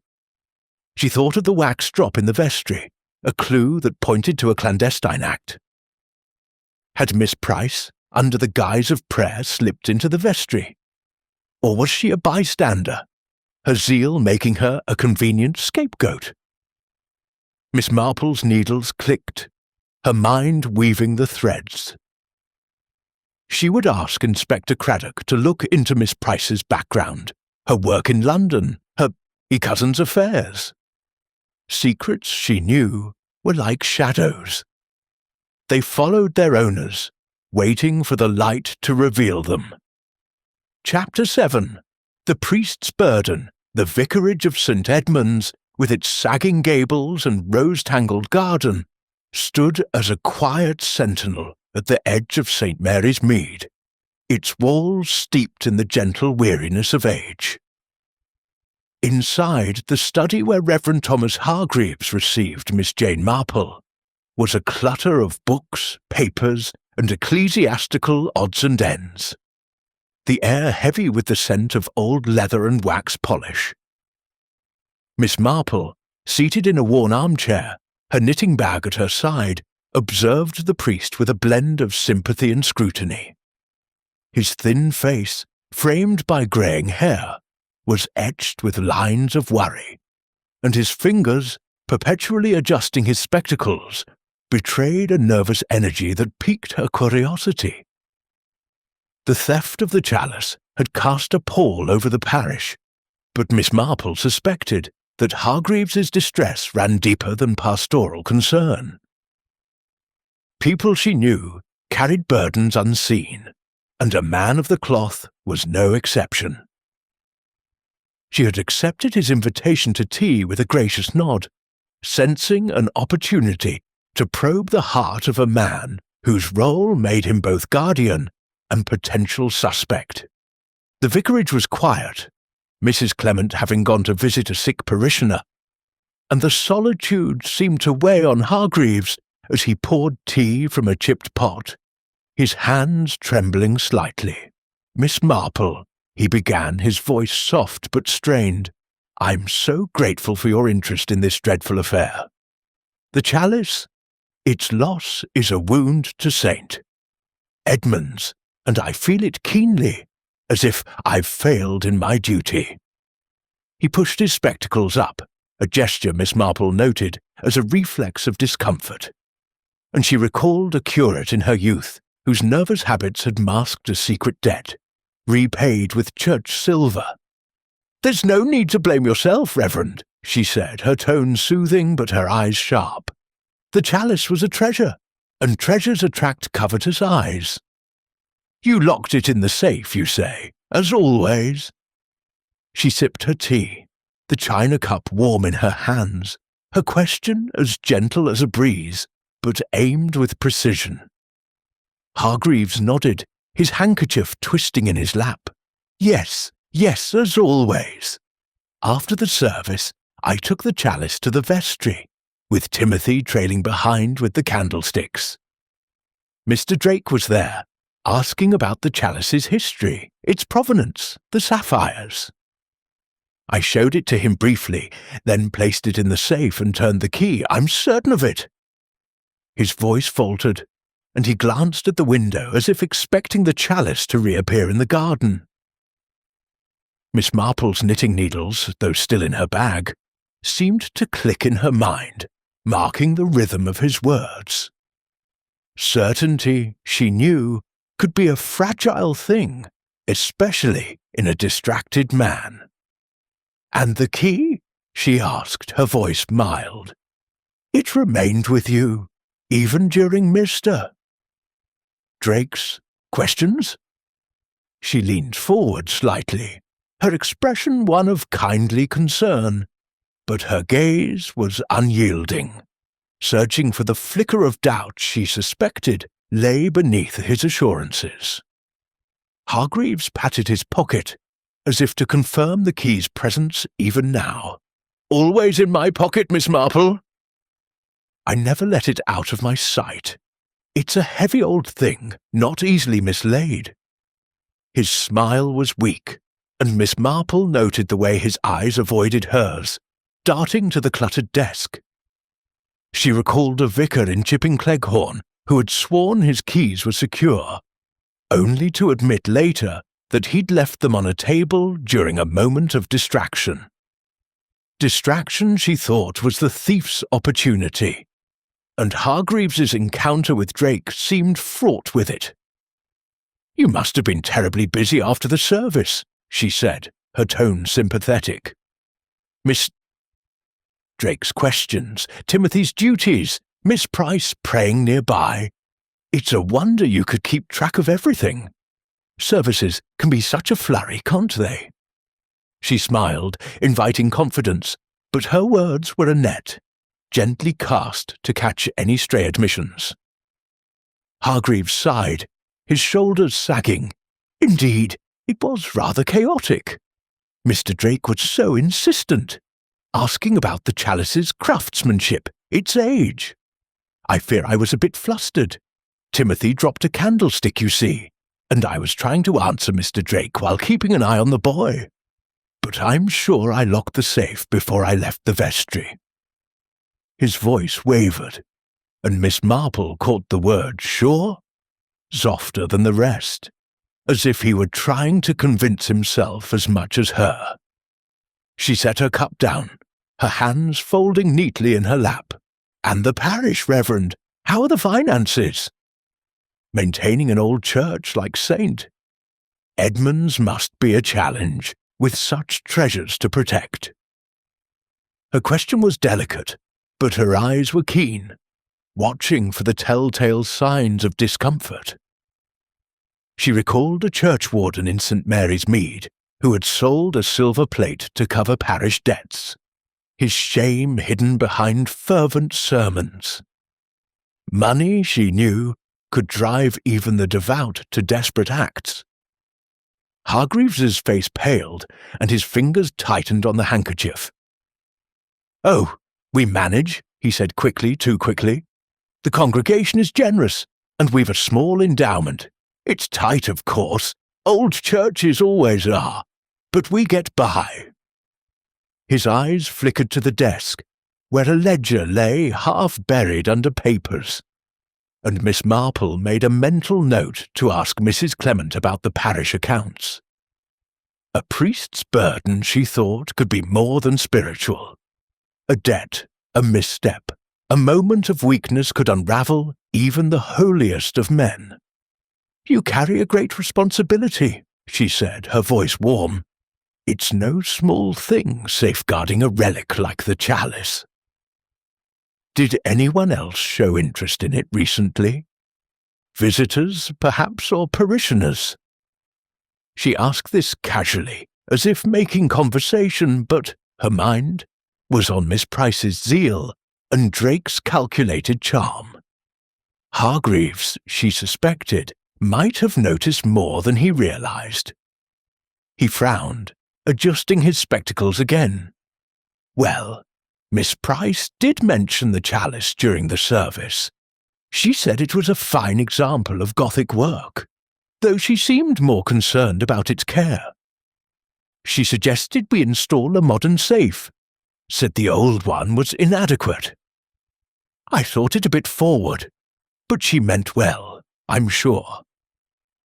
His voice trailed off, and Miss Marple's interest sharpened. Miss Price's suggestion, she thought, could be innocent, or a subtle probe, testing the church's defences. And Mr. Drake, she prompted, her tone unchanged. His interest must have been flattering, a man of his knowledge. Hargreaves nodded, but his expression grew troubled. He was very knowledgeable, yes. Asked about the chalice's history, its maker, even the sapphire's origin. I confess I was a bit overwhelmed. He spoke so quickly, and I was trying to manage Timothy and the vestry duties. But he left soon after, and I locked the safe. His repetition of this point struck Miss Marple as defensive, as if he were reassuring himself of his diligence. She recalled a shopkeeper who had insisted his till was secure, only to discover a trusted assistant had slipped a key from his pocket during a busy moment. She rose, smoothing her skirt, her smile gentle. "You've been most helpful, Reverend. These things are trying, but the truth has a way of coming to light." She paused at the study door, her eyes lingering on the ledger. "Mrs. Clement must be a great support, managing the parish accounts and such. You're fortunate to have her." Her words were a compliment, but her intent was to plant a seed, hoping Hargreaves might reveal more to his wife, or that Mrs. Clement might notice something amiss. As she stepped into the vicarage garden, the air cool and scented with fading roses, Miss Marple's mind was a whirl of threads. Hargreaves's nervousness, his insistence on the key's safety, suggested a man haunted by doubt, perhaps not guilt, but a fear of oversight. The ledger, the dropped candlestick, Miss Price's forwardness, Drake's probing questions, all were pieces of a pattern not yet complete. She thought of the wax drop in the vestry, a clue that pointed to a clandestine act. Had Hargreaves been distracted long enough for someone to take the key? Or was his burden something else? A financial strain? A personal failing? She recalled a vicar in Much Benham, whose charitable heart had led him to borrow from the church, intending to repay. Hargreaves, she thought, might be similarly torn. She resolved to speak with Mrs. Clement about the parish finances, and to ask Inspector Craddock to examine the vestry again, perhaps for traces of wax or other overlooked clues. The chalice, she knew, was hidden not far away, and Hargreaves's distress, whether from guilt or responsibility, was a thread she would follow. As she walked back to Dunmead, her stick tapping the path, the village seemed to hold its breath, waiting for her to unravel its secrets. Chapter 8. A Clue in the Vestry. The Stone Walls of Saunte. Edmund's church seemed to hold the chill of centuries, their grey surfaces damp with the morning mist, as Miss Jane Marple stepped into the vestry once more. The narrow room, with its faded tapestry and cluttered table, was as she had left it, yet the air felt charged with secrets, as if the very stones whispered of the chalice's theft. Inspector Craddock had granted her request to revisit the scene, his respect for her insight outweighing his modern preference for fingerprints and forensics. Miss Marple, her tweed coat buttoned against the autumn coolness, moved with the quiet deliberation of a gardener tending delicate blooms, her eyes scanning for the small, overlooked details that so often unravelled the tightest of mysteries. She had woken early at Danemead, her mind restless with the threads of the case. Timothy's nervous confession, Mr. Drake's calculated charm, Miss Price's guarded piety, and Reverend Hargreaves's troubled demeanour. Each suspect was a piece of the puzzle, but the vestry, she sensed, held the key, not the iron one in Hargreaves's pocket, but a clue that would tie the fragments together. She recalled a theft in St. Mary's Mead years ago, when a stolen brooch had been traced by a single thread caught in a doorframe. Small things, she knew, spoke loudly to those who listened. Craddock stood by the door, his notebook tucked under his arm, watching her with a mix of curiosity and amusement. "You see something we've missed, Miss Marple?" he asked, his tone light but respectful. "My men went over this place twice. Nothing but the priest's and Timothy's prints on the safe, and no sign of a break-in." Miss Marple smiled, her eyes bright beneath her hat's brim. "Your men are thorough, Inspector, but sometimes it's the smallest thing, a shadow, a smudge, that tells the story." She knelt, ignoring the twinge in her knees, to examine the safe once more. The iron box, squat and unyielding, showed no scratches or dents, its lock gleaming with recent polish. The keyhole was pristine, confirming Hargreaves's claim that no force had been used. Yet her gaze drifted to the floor, where the faint smudge of wax she had noticed before caught the light. A pale, hardened drop, no larger than a sixpence, near the safe space. "Candle wax," she murmured, her gloved finger hovering over it. "Curious, don't you think, Inspector? The church uses electric lights for services, and the altar candles are beeswax, not this cheap tallow." She straightened, her mind turning to the implications. Someone had been in the vestry with a candle, likely to avoid the telltale glow of a torch or the flick of a switch. She recalled a case in Chipping Cleghorn, where a thief had used a candle to work in, a darkened attic, leaving a similar trace. "This wax is fresh," she added, "no more than a day or two old." Someone was here after the service. In the dark, Craddock crouched beside her, his brow furrowing. "You're right, it's not altar wax." "But why a candle? The vestry's got a light, and the churchyard's in view of the path." Risky, unless they were quick. He jotted a note, his pencil scratching softly. Could be Timothy, fumbling with the candlesticks, as he said. Miss Marple shook her head, her expression thoughtful. Timothy mentioned knocking over a candlestick, but he didn't say it was lit. And these are brass holders, not used during the service. No, this wax suggests someone else. Someone who needed light, but didn't want to be seen. Her eyes drifted to the tapestry, slightly askew on the wall, its faded threads depicting Saint Edmund's martyrdom. She stepped closer, her fingers brushing the fabric, and noticed a faint snag, as if something had caught it. A sleeve, perhaps, or a hurried hand. She turned to the vestry door, its oak panel worn but sturdy, its latch stiff but unlocked during services. "This door," she said, "was open when Timothy fetched the hymn book for Mr. Drake. A moment's opportunity, perhaps, for someone to slip in." She pictured the scene, the congregation dispersing, Hargreaves distracted by Drake's questions. Timothy bustling to the vestry, Miss Price kneeling nearby. A moment, she thought, was all a thief needed, a moment and a plan. Craddock followed her gaze. "You think someone came in from the churchyard?" "It's possible, but they'd have to be quick and know the safe's location. And the key, Hargreaves swears it never left his pocket." Miss Marple's lips curved in a faint smile. "People swear to many things, Inspector, especially when they're anxious."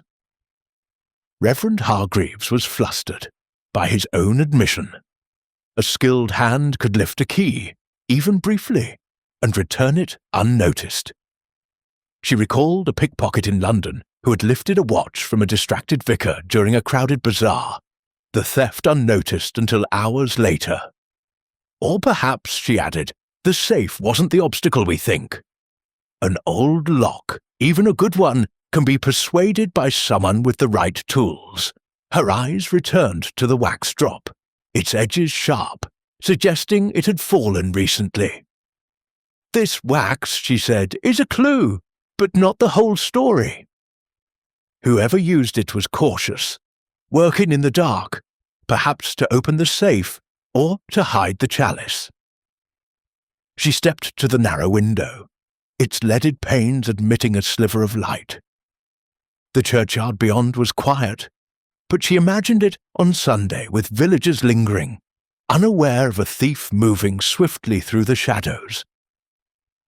Craddock rubbed his chin, his skepticism tempered by respect. "You're suggesting someone planned this, knew the routine, the safe, the key? That points to someone familiar with the church, or someone who asked the right questions." His eyes narrowed. Drake, maybe. He was poking around, asking about the chalice. "Perhaps," Miss Marple said, her tone non-committal. Mr. Drake is a man of knowledge, and knowledge can be a tool as sharp as any picklock. But we mustn't overlook Miss Price, who was near the altar, or even Timothy, who may know more than he's said." She paused, her mind turning to Hargreaves's nervous tics, and the ledger on his desk, and the Reverend himself, though it pains me to think it, may have been less vigilant than he believes. She moved to the table, where hymnals and a brass candlestick lay in disarray. The candlestick, she noted, was unlit, its wick clean, confirming Timothy's claim that no candles were used during the service. Yet the wax drop suggested otherwise. A deliberate act, not an accident. "Inspector," she said, "could you have your men test this wax? It may match something. A candle from the vicarage, perhaps. Or Mr. Drake's lodgings at the Blue Boar." She recalled a case in Much Benham where a thief's candle had been traced to a shop, its tallow distinct from the church's supply.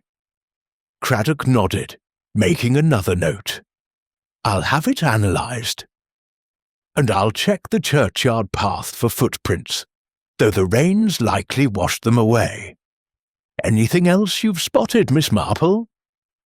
She hesitated, her eyes lingering on the tapestry snag.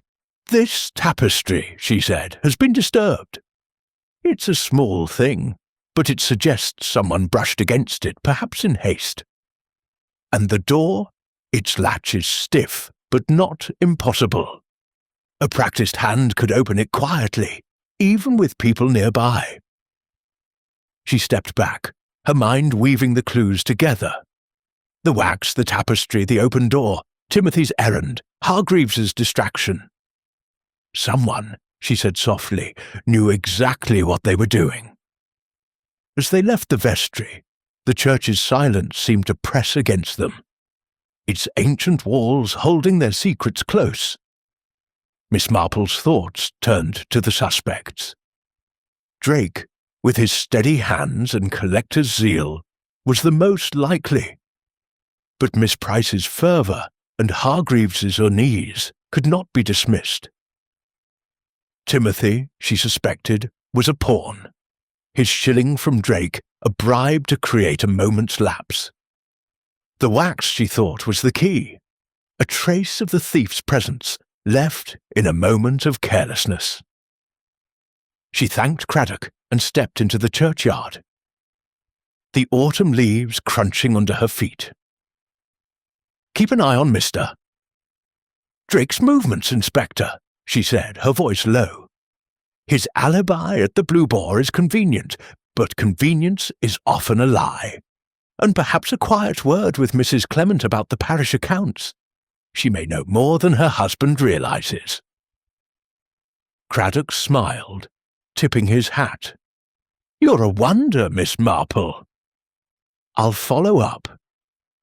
Meanwhile, don't go solving this before I do."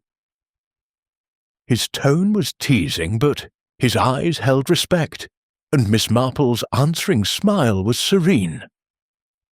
As she walked back to Danemead, the village settling into its midday hush, Miss Marple felt the puzzle sharpening.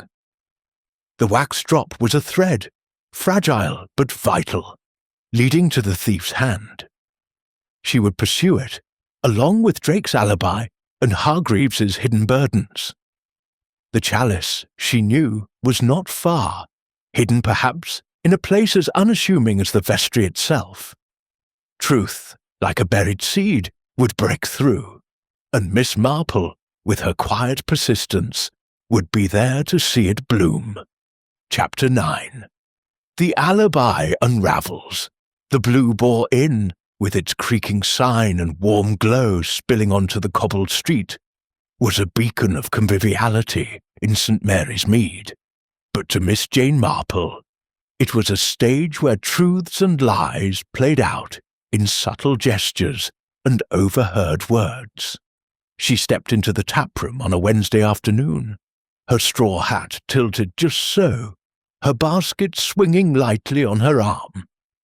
Ostensibly, She was there to meet Mrs. Bantry for a glass of sherry, but her true purpose was to test the strength of Mr. Lionel Drake's alibi. His claim of being at the inn by noon on the day of the chalice's theft was a linchpin in his defence, and Miss Marple, with her knack for spotting the frayed edges of human stories, suspected it might not hold. She recalled a case in St. Mary's Mead, where a poacher's alibi had crumbled when a barmaid recalled his absence during a critical hour. Alibis, she knew, were only as strong as the memories that supported them. The taproom was quieter than the day before, with only a few locals nursing pints and Mr. Hobbs, the landlord, polishing glasses behind the bar. Mrs. Bantry was already seated, her eyes bright with anticipation as she waved Miss Marple over. "Jane, you're late. I've been watching Mr. Drake. He's over there, chatting with a farmer about old coins of all things." She nodded toward the corner where Drake sat, his tailored coat immaculate, his hawkish features animated as he gestured with a coin between his fingers. Miss Marple noted his ease, the practiced charm that seemed to draw people in, and she thought of a London dealer who had used similar charisma to distract from his pilfered goods. "Coins, Dolly," Miss Marple murmured, settling into her chair. "Mr. Drake does have a way of finding treasures, doesn't he?" Her tone was light, but her mind was sharp, turning over the details of Drake's story. He had claimed to leave St. Edmunds by 11:30 a.m., arriving at the Blue Boar by noon. A tight timeline, but possible if he had moved quickly. Yet the wax drop in the vestry, the snagged tapestry, and Timothy's confession about the hymn book errand suggested a plan executed with precision. Drake, she suspected, had orchestrated a moment of chaos to mask his theft. But where had he hidden the chalice in those critical minutes?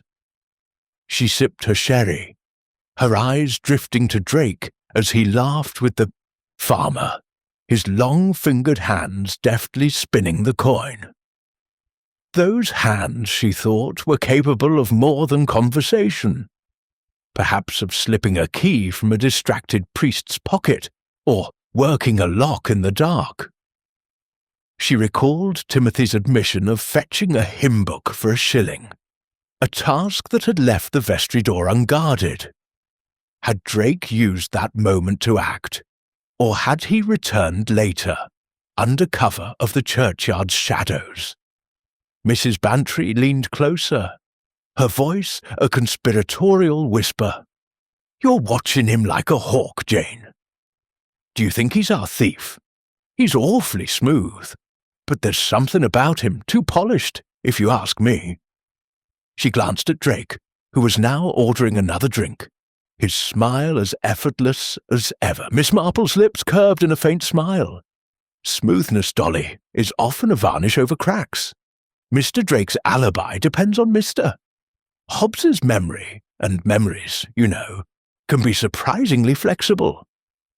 She rose, her basket in hand, and approached the bar under the pretense of ordering a fresh pot of tea. Mr. Hobbs, his round face flushed from the warmth of the taproom, greeted her with a nod. "Good day, Miss Marple. Tea, is it? Or something stronger?" His tone was jovial, but Miss Marple noted the faint weariness in his eyes, the mark of a man juggling a busy inn and a village full of gossip. "Tea, thank you, Mr. Hobbs," she said, her voice warm. "You must be run off your feet, with all the talk about the chalice. Mr. Drake was here on Sunday, I understand, just after the service. He seems quite taken with St. Mary's Mead." Her tone was casual, but her eyes were keen, watching for any flicker of doubt in the landlord's response. Hobbs wiped his hands on a cloth, his brow furrowing. Aye, he was here, right enough, came in around noon, I'd say, looking a bit out of breath, like he'd been hurrying. Ordered a pint and sat by the window watching the street. Stayed an hour or so, then went upstairs to his room. He paused, scratching his chin. Funny, though, I didn't see him come in exactly. I was in the back, fetching a cask, and when I came out, there he was. Miss Marple's heart quickened, though her expression remained serene. So you didn't see him arrive? She asked, her voice as gentle as a summer breeze. It must be hard to keep track of everyone, with the Sunday crowd. Hobbs nodded, his face thoughtful. It was busy, Miss Marple. Folk coming in after church, all talking about the service. I can't swear to the exact minute he got here, but he was at the window by noon, sure enough. His uncertainty was a crack in Drake's alibi, and Miss Marple filed it away, like a stitch in her knitting. A man out of breath, watching the street, suggested haste, perhaps the haste of a thief concealing his prize. She thanked Hobbs and returned to Mrs. Bantry, who was eagerly awaiting her report. "Well," Mrs. Bantry whispered, her eyes wide, "is his alibi shaky?" "Not solid, Dolly," Miss Marple replied softly, "but not broken yet. Mr. Drake was here by noon, but those minutes between 11:30 and noon are unaccounted for. The church is a 10-minute walk, less if one hurries. He could have taken the chalice, hidden it, and reached the inn in time to be seen." She sipped her sherry, her mind calculating the timeline. The vestry door, left open during Timothy's errand, offered a window of opportunity, but the safe's lock remained a puzzle. Had Drake picked it, or had he somehow obtained the key? The wax drop, she thought, suggested a careful act, performed in the dark to avoid detection. Her thoughts were interrupted by Drake himself, who approached their table with a courteous nod. "Mrs. Bantry, Miss Marple," he said, his voice smooth as polished silver. "I hope I'm not intruding." "I was just telling Mr. Hobbs about a Roman coin I found in a shop near York. Quite a find for a collector like me." His smile was disarming, but Miss Marple noted the way his eyes lingered on her, as if assessing her interest. "How fascinating," she said, her tone polite. "You must have a keen eye for treasures, Mr. Drake. The chalice, for instance. It must have been a delight to see it so closely." Her words were a gentle probe, and she watched his reaction, noting the slight tightening of his jaw. "A delight, yes," he replied, his smile unwavering. "A pity it's gone. I'd have loved to study it further, perhaps in a museum where such things belong." His tone was light, but Miss Marple caught the undercurrent of longing, the same spark she had seen at the inn before. She recalled a collector in London who had spoken of rescuing artifacts for his private trove, his words masking a deeper greed. "You left the church soon after, I believe?" she asked, her voice as innocent as a village gossip's. "It's such a short walk to the Blue Boar, hardly time to get lost." She smiled, but her eyes were sharp, searching for a crack in his composure. Drake's fingers brushed his watch chain, a fleeting gesture. "Indeed, I was here by noon, as Mr. Hobbs can confirm. A pleasant walk, though I confess I was eager for a drink after the service." He laughed, but Miss Marple noted the slight strain in his voice, as if he were measuring his words. She nodded, her expression serene. "Of course. It's a comfort to know where everyone was when such a thing happens." She let the comment hang, and Drake excused himself, returning to the bar with a nod. Mrs. Bantry raised an eyebrow, but Miss Marple's mind was elsewhere, piecing together the fragments. Drake's alibi was plausible, But Hobbs's uncertainty left room for doubt. Those missing minutes, she thought, were critical. Time enough to hide the chalice, perhaps in a bag or a hollowed-out book, as she had seen in a case years ago. As she and Mrs. Bantry left the inn, the evening air crisp against their cheeks, Miss Marple felt the puzzle tightening.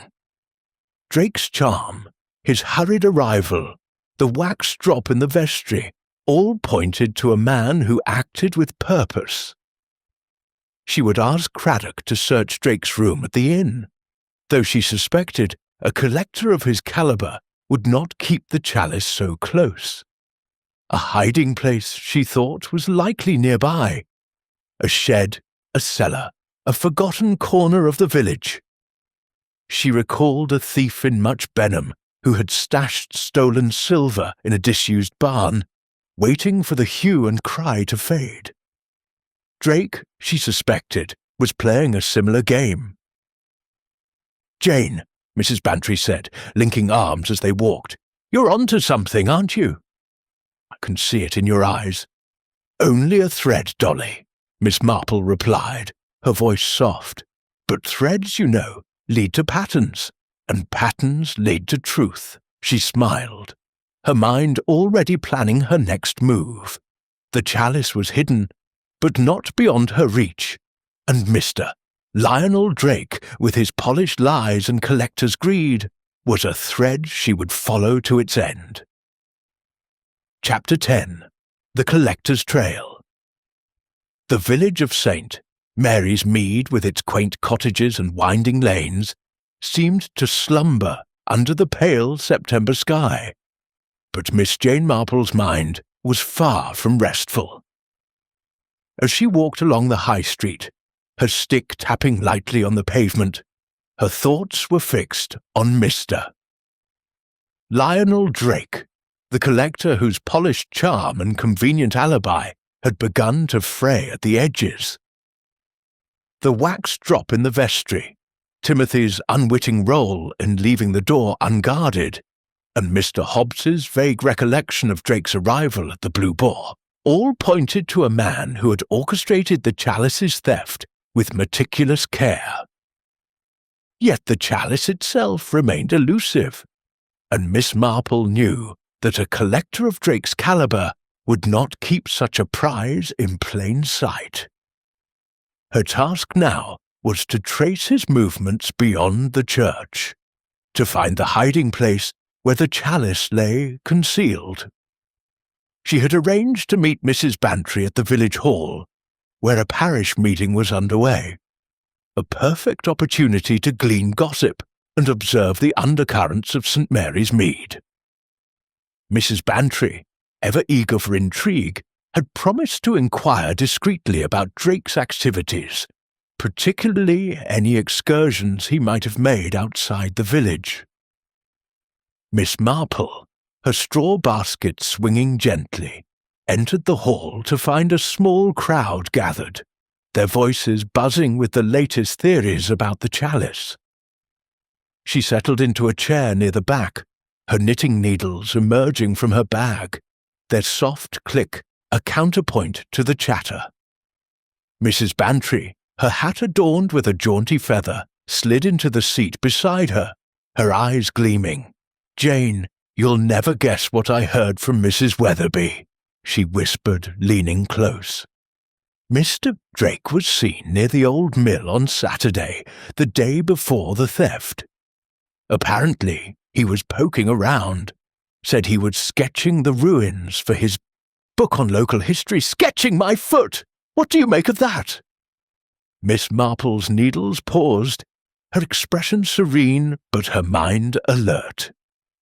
The old mill, a crumbling relic on the village outskirts, was a place of damp stones and forgotten machinery, rarely visited except by adventurous boys or the occasional tramp.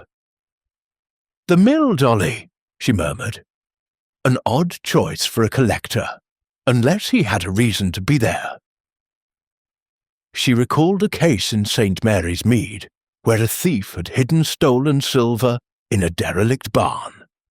its isolation perfect for concealment. The mill, she thought, was just such a place. Out of sight, yet close enough for a quick visit. She glanced across the hall, where Reverend Hargreaves was addressing the gathering, his voice earnest but strained as he spoke of the chalice's loss and the need for vigilance.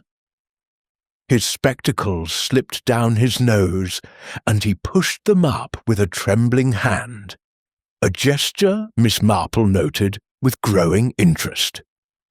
His distress, she suspected, was more than pastoral. The ledger on his desk, his evasive response about parish finances, suggested a burden that might have made him vulnerable to manipulation. Had Drake sensed this weakness, using it to distract the priest during the critical moments of the theft? Mrs. Bantry nudged her, her whisper barely audible. "There's more, Jane." Mrs. Langley, Miss Price's cousin, told Mrs. Weatherby that Drake stopped by her cottage on Friday, asking about old buildings in the area. Said he was researching medieval architecture, but he seemed awfully interested in the mill's history. Mrs. Langley thought it queer, him being so particular. She raised an eyebrow, her excitement palpable. Miss Marple's needles resumed their rhythm, her mind weaving the new information into the pattern. Drake's visit to Mrs. Langley, his presence at the mill, his questions about the chalice, all suggested a man laying the groundwork for his plan. She recalled a London dealer who had scouted a rural church weeks before, stealing its candlesticks, using research as a pretext to map its vulnerabilities. "Mr. Drake," she said softly, "is a man who plans carefully. The mill may be more than a sketching spot, Dolly. It may be his hiding place." She resolved to share this with Inspector Craddock, but first she wanted to observe Drake herself. As the meeting ended, she spotted him near the hall's entrance, chatting with a local farmer, his manner as effortless as ever. His tailored coat and gold watch chain gleamed in the dim light, but Miss Marple's eyes were drawn to his hands, those steady, calloused fingers that could wield a picklock or conceal a key.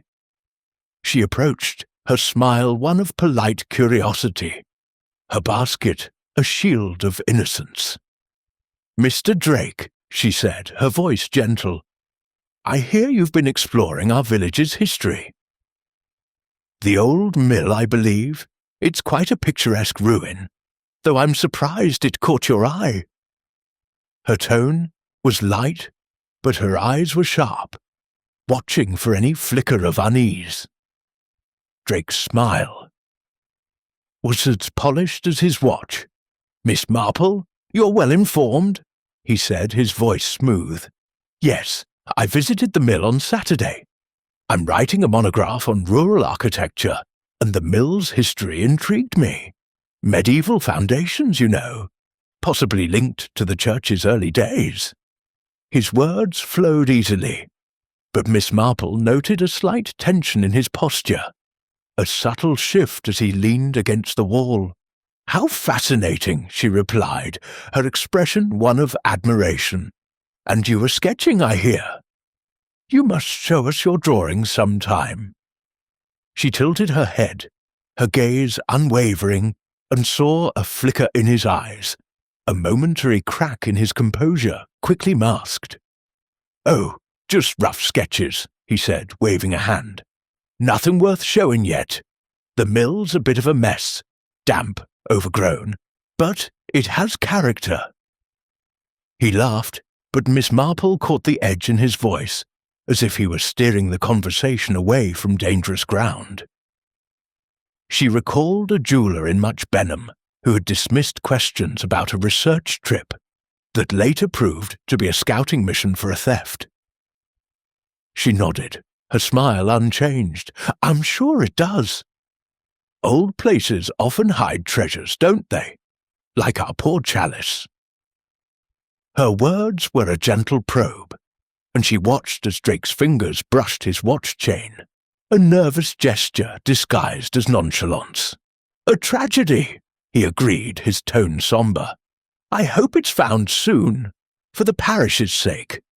He excused himself, citing a need to return to the Blue Boar, and Miss Marple watched him go, her mind racing. His interest in the mill, his evasive response about sketches, suggested he had been there for more than inspiration. The chalice, she suspected, was hidden in a place like the mill, isolated, forgotten, yet accessible to a man who knew where to look. After the meeting, Miss Marple walked with Mrs. Bantry to the vicarage, where Inspector Craddock was waiting to discuss the case. The autumn air was crisp, the leaves rustling underfoot, and Miss Marple's thoughts were as sharp as the breeze. "Inspector," she said as they sat in the vicarage parlour, "I believe Mr. Drake's movements warrant closer scrutiny. He was seen at the old mill on Saturday, and his alibi at the Blue Boar is less certain than he claims. The mill, I think, is worth a look." Craddock raised an eyebrow, his notebook open. "The mill? It's a ruin, Miss Marple. Why would he hide the chalice there?" His tone was sceptical, but his eyes held respect, and Miss Marple knew he would listen. "Collectors," she said softly, "are patient, but they need safe places to keep their prizes. The mill is out of the way, yet close enough for a quick visit. And the wax drop in the vestry, tallow, not beeswax, suggests someone working in secret. Perhaps someone who scouted a hiding place." Beforehand she paused, her knitting needles clicking gently. Drake's questions, his presence at the mill, his hurry to the inn, all point to a plan. "I'd suggest a search, Inspector, before he moves the chalice." Craddock nodded, jotting a note. "I'll get a constable to check the mill, and I'll have Drake's room at the inn searched again. If he's our man, he's been clever, but not clever enough." He smiled, a rare warmth in his expression. "You've a knack for this, Miss Marple." "I almost pity the thief." She returned his smile, her eyes twinkling. "Pity is for those who repent, Inspector. Mr. Drake, I fear, is not there yet." As she left the vicarage, the village settling into its evening hush, Miss Marple felt the puzzle nearing its resolution. The mill, she thought, was the key, a forgotten place where a collector's greed might hide a stolen treasure. The chalice was close, and with it, the truth, waiting to be uncovered by her quiet persistence. Chapter 11.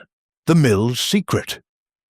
The old mill on the outskirts of St. Mary's Mead stood like a forgotten sentinel, its weathered stones cloaked in ivy, and its broken wheel silent beside the sluggish stream. The air was heavy with the scent of damp earth and decaying wood, and the autumn dusk cast long shadows across the overgrown path leading to its sagging door. Miss Jane Marple, accompanied by Inspector Craddock and a young constable named Harris, approached the mill with a quiet determination, her stick tapping lightly on the uneven ground. Her suspicions about Mr. Lionel Drake had crystallized, his calculated charm, hurried arrival at the Blue Boar, and visit to the mill pointing to a man whose collector's zeal had crossed into crime. The chalice, she believed, was hidden here, in this derelict place where no one ventured but the curious or the guilty. Miss Marple had pressed Craddock to search the mill after learning of Drake's presence there the day before the theft. His supposed sketching, a flimsy pretext for a man with no sketchbook to show. She recalled a case in Chipping Cleghorn, where a stolen painting had been concealed in a disused shed, its isolation a perfect cloak for a thief's prize. The mill, with its crumbling walls and hidden corners, was just such a place. And Miss Marple's sharp eyes, though softened by age, missed nothing as they neared the entrance.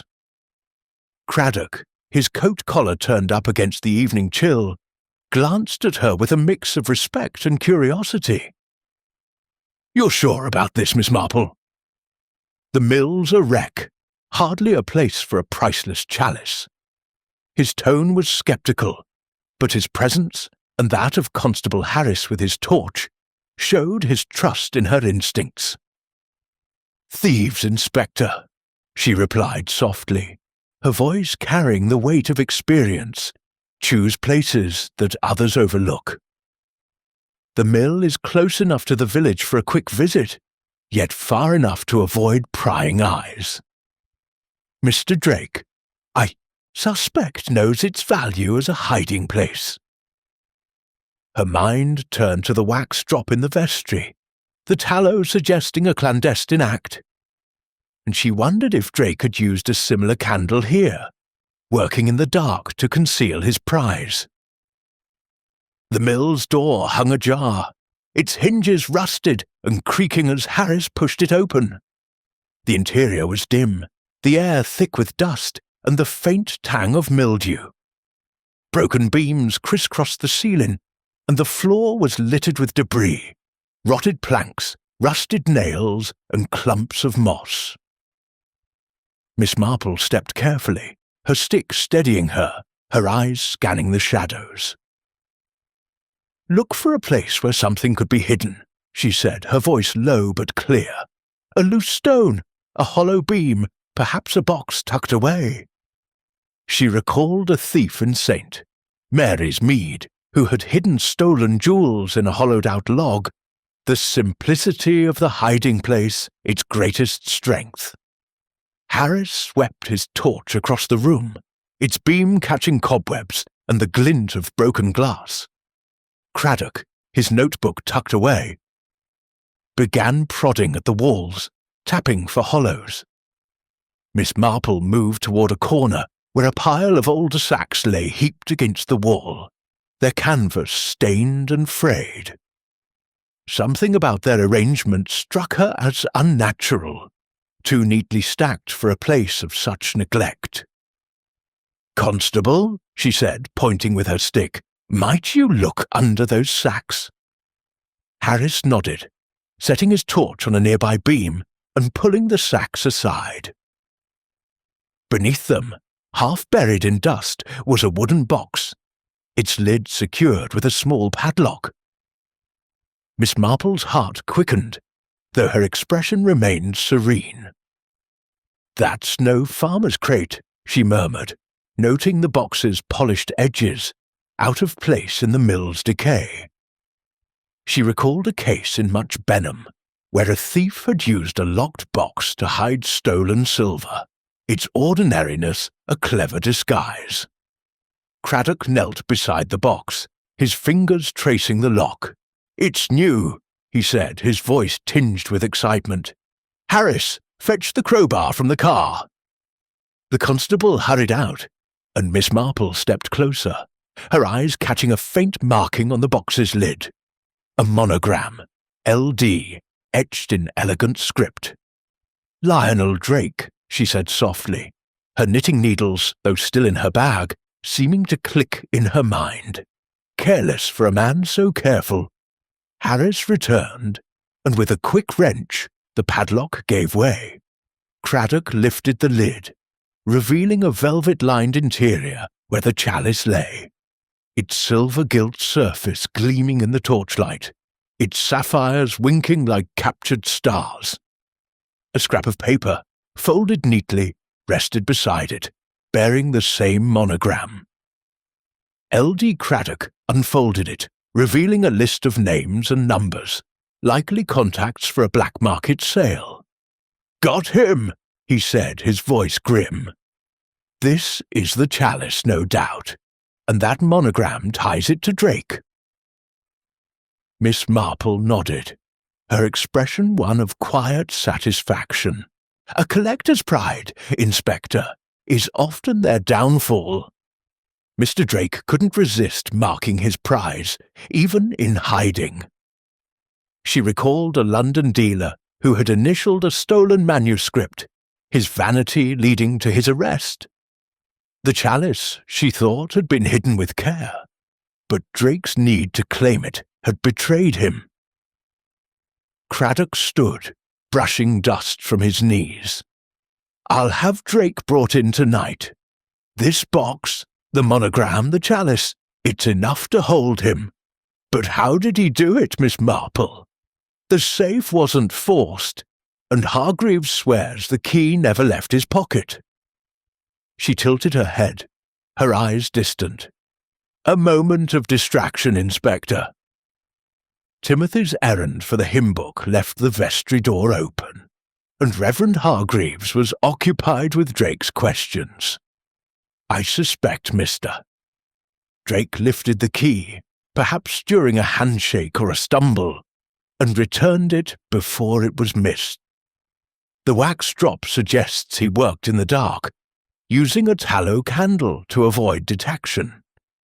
He took the chalice, hid it here, and reached the Blue Boar by noon to establish his alibi. She paused, her mind weaving the threads together. The mill was his safe haven, chosen before the theft, when he scouted it on Saturday. Craddock shook his head, a wry smile on his lips. "You make it sound simple, Miss Marple. I'll have the wax tested to confirm it's tallow, and we'll search Drake's room for candles or tools. If that paper lists buyers, we'll have him for intent to sell too." He gestured to Harris, who carefully lifted the box, wrapping it in his coat to protect the chalice. As they left the mill, the night air sharp and cool, Miss Marple felt a quiet triumph. The chalice was found, but the puzzle was not complete without Drake's confession. She pictured him at the Blue Boar, his charm faltering under Craddock's questions, his collector's pride crumbling as the evidence mounted. She recalled a thief in St. Mary's Mead who had boasted of his cleverness, only to betray himself with a single careless clue. Drake, she thought, was no different. Back at the vicarage, where Craddock had summoned Drake for questioning, Miss Marple watched from the parlour as the collector was confronted. His face, usually so composed, paled at the sight of the box, his monogram stark in the lamplight. "That's not mine," he protested, his voice sharp. "Anyone could have put my initials on it." But his eyes, darting to the chalice, betrayed him, and Miss Marple saw the spark of greed that had driven him to steal. Craddock's voice was firm. "We found it in the mill, mister." "Drake, where you were seen on Saturday. Your monogram's on the box and the paper inside. Care to explain?" Drake's protests grew weaker, his charm fading as the evidence closed around him. Miss Marple, her knitting now in hand, felt no surprise.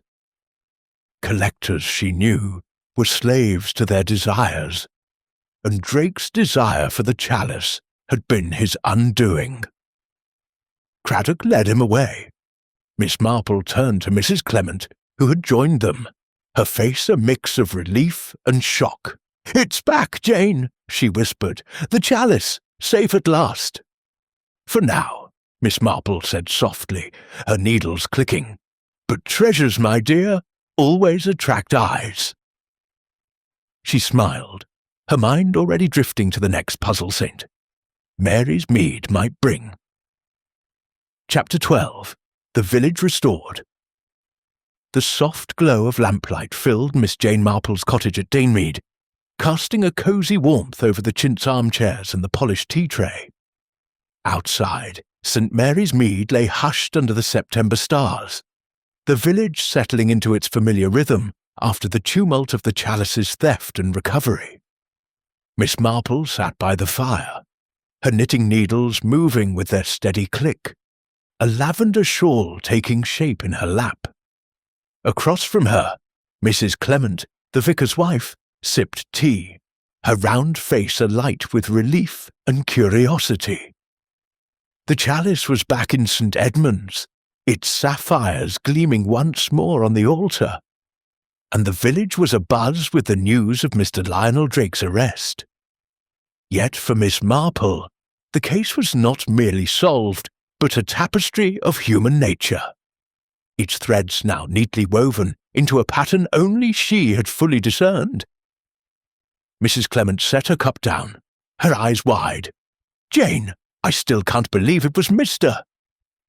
Drake, such a charming man, so knowledgeable. How did you know truly?" Her voice was eager, almost childlike, and Miss Marple smiled, her eyes twinkling with the quiet satisfaction of a puzzle resolved. "People, my dear," she said softly, her needles pausing for a moment, "are much the same everywhere, whether in St. Mary's Mead or a grand city. Mr. Drake's passion for the chalice was too intense to be innocent. It was the passion of possession, not appreciation.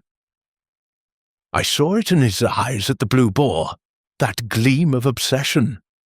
And then there was the wax drop in the vestry, such a small thing, but it told a story of someone working in secret, with a tallow candle to avoid notice." She resumed her knitting, the click of her needles like the ticking of a clock, marking the rhythm of her thoughts. Mrs. Clement leaned forward, her tea forgotten. "The wax? But how did that lead you to Drake?" Her brow furrowed, and Miss Marple recalled a village seamstress who had puzzled over a single dropped stitch, not seeing how it unravelled the whole garment. Small clues, she knew, were often the key to larger truths.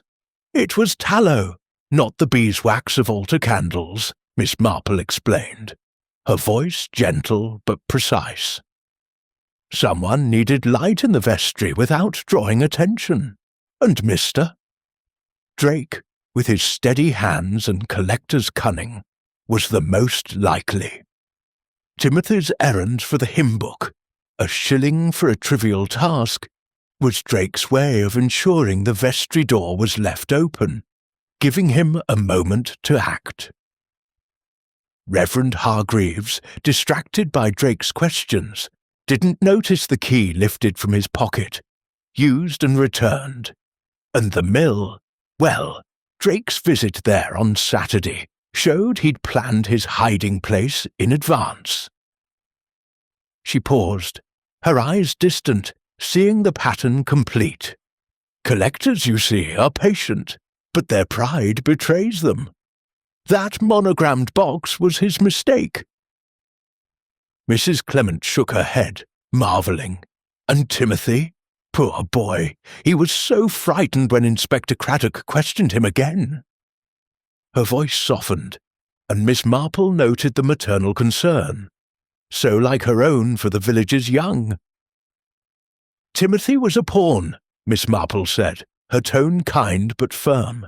He confessed to taking Drake's shilling, not realizing it was a bribe to leave the vestry unguarded.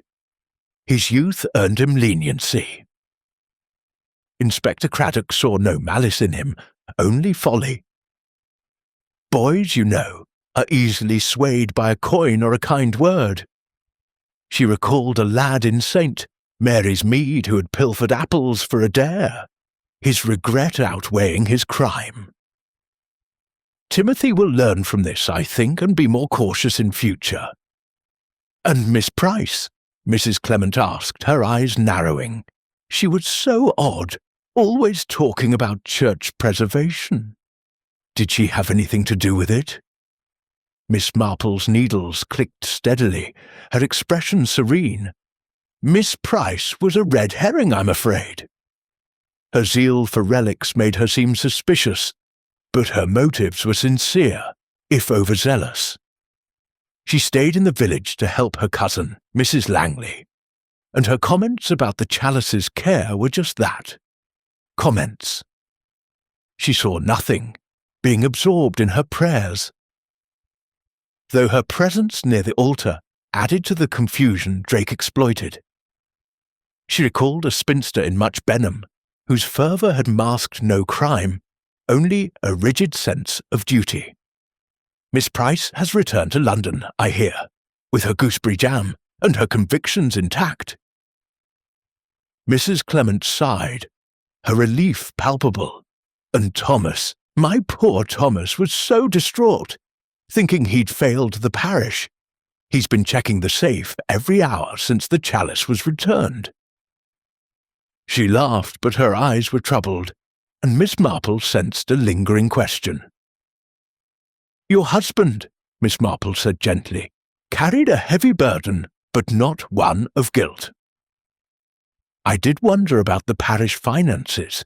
His nervousness suggested strain, and I thought perhaps a debt had made him vulnerable. But Mrs. Bantry tells me the accounts are sound, if tight. His distress was that of a man who felt responsible, nothing more. She smiled, her eyes warm. He's promised to replace that old safe with a modern one, hasn't he? A wise decision, Mrs. Clement nodded, her face brightening. Oh, yes. He's already written to a firm in London.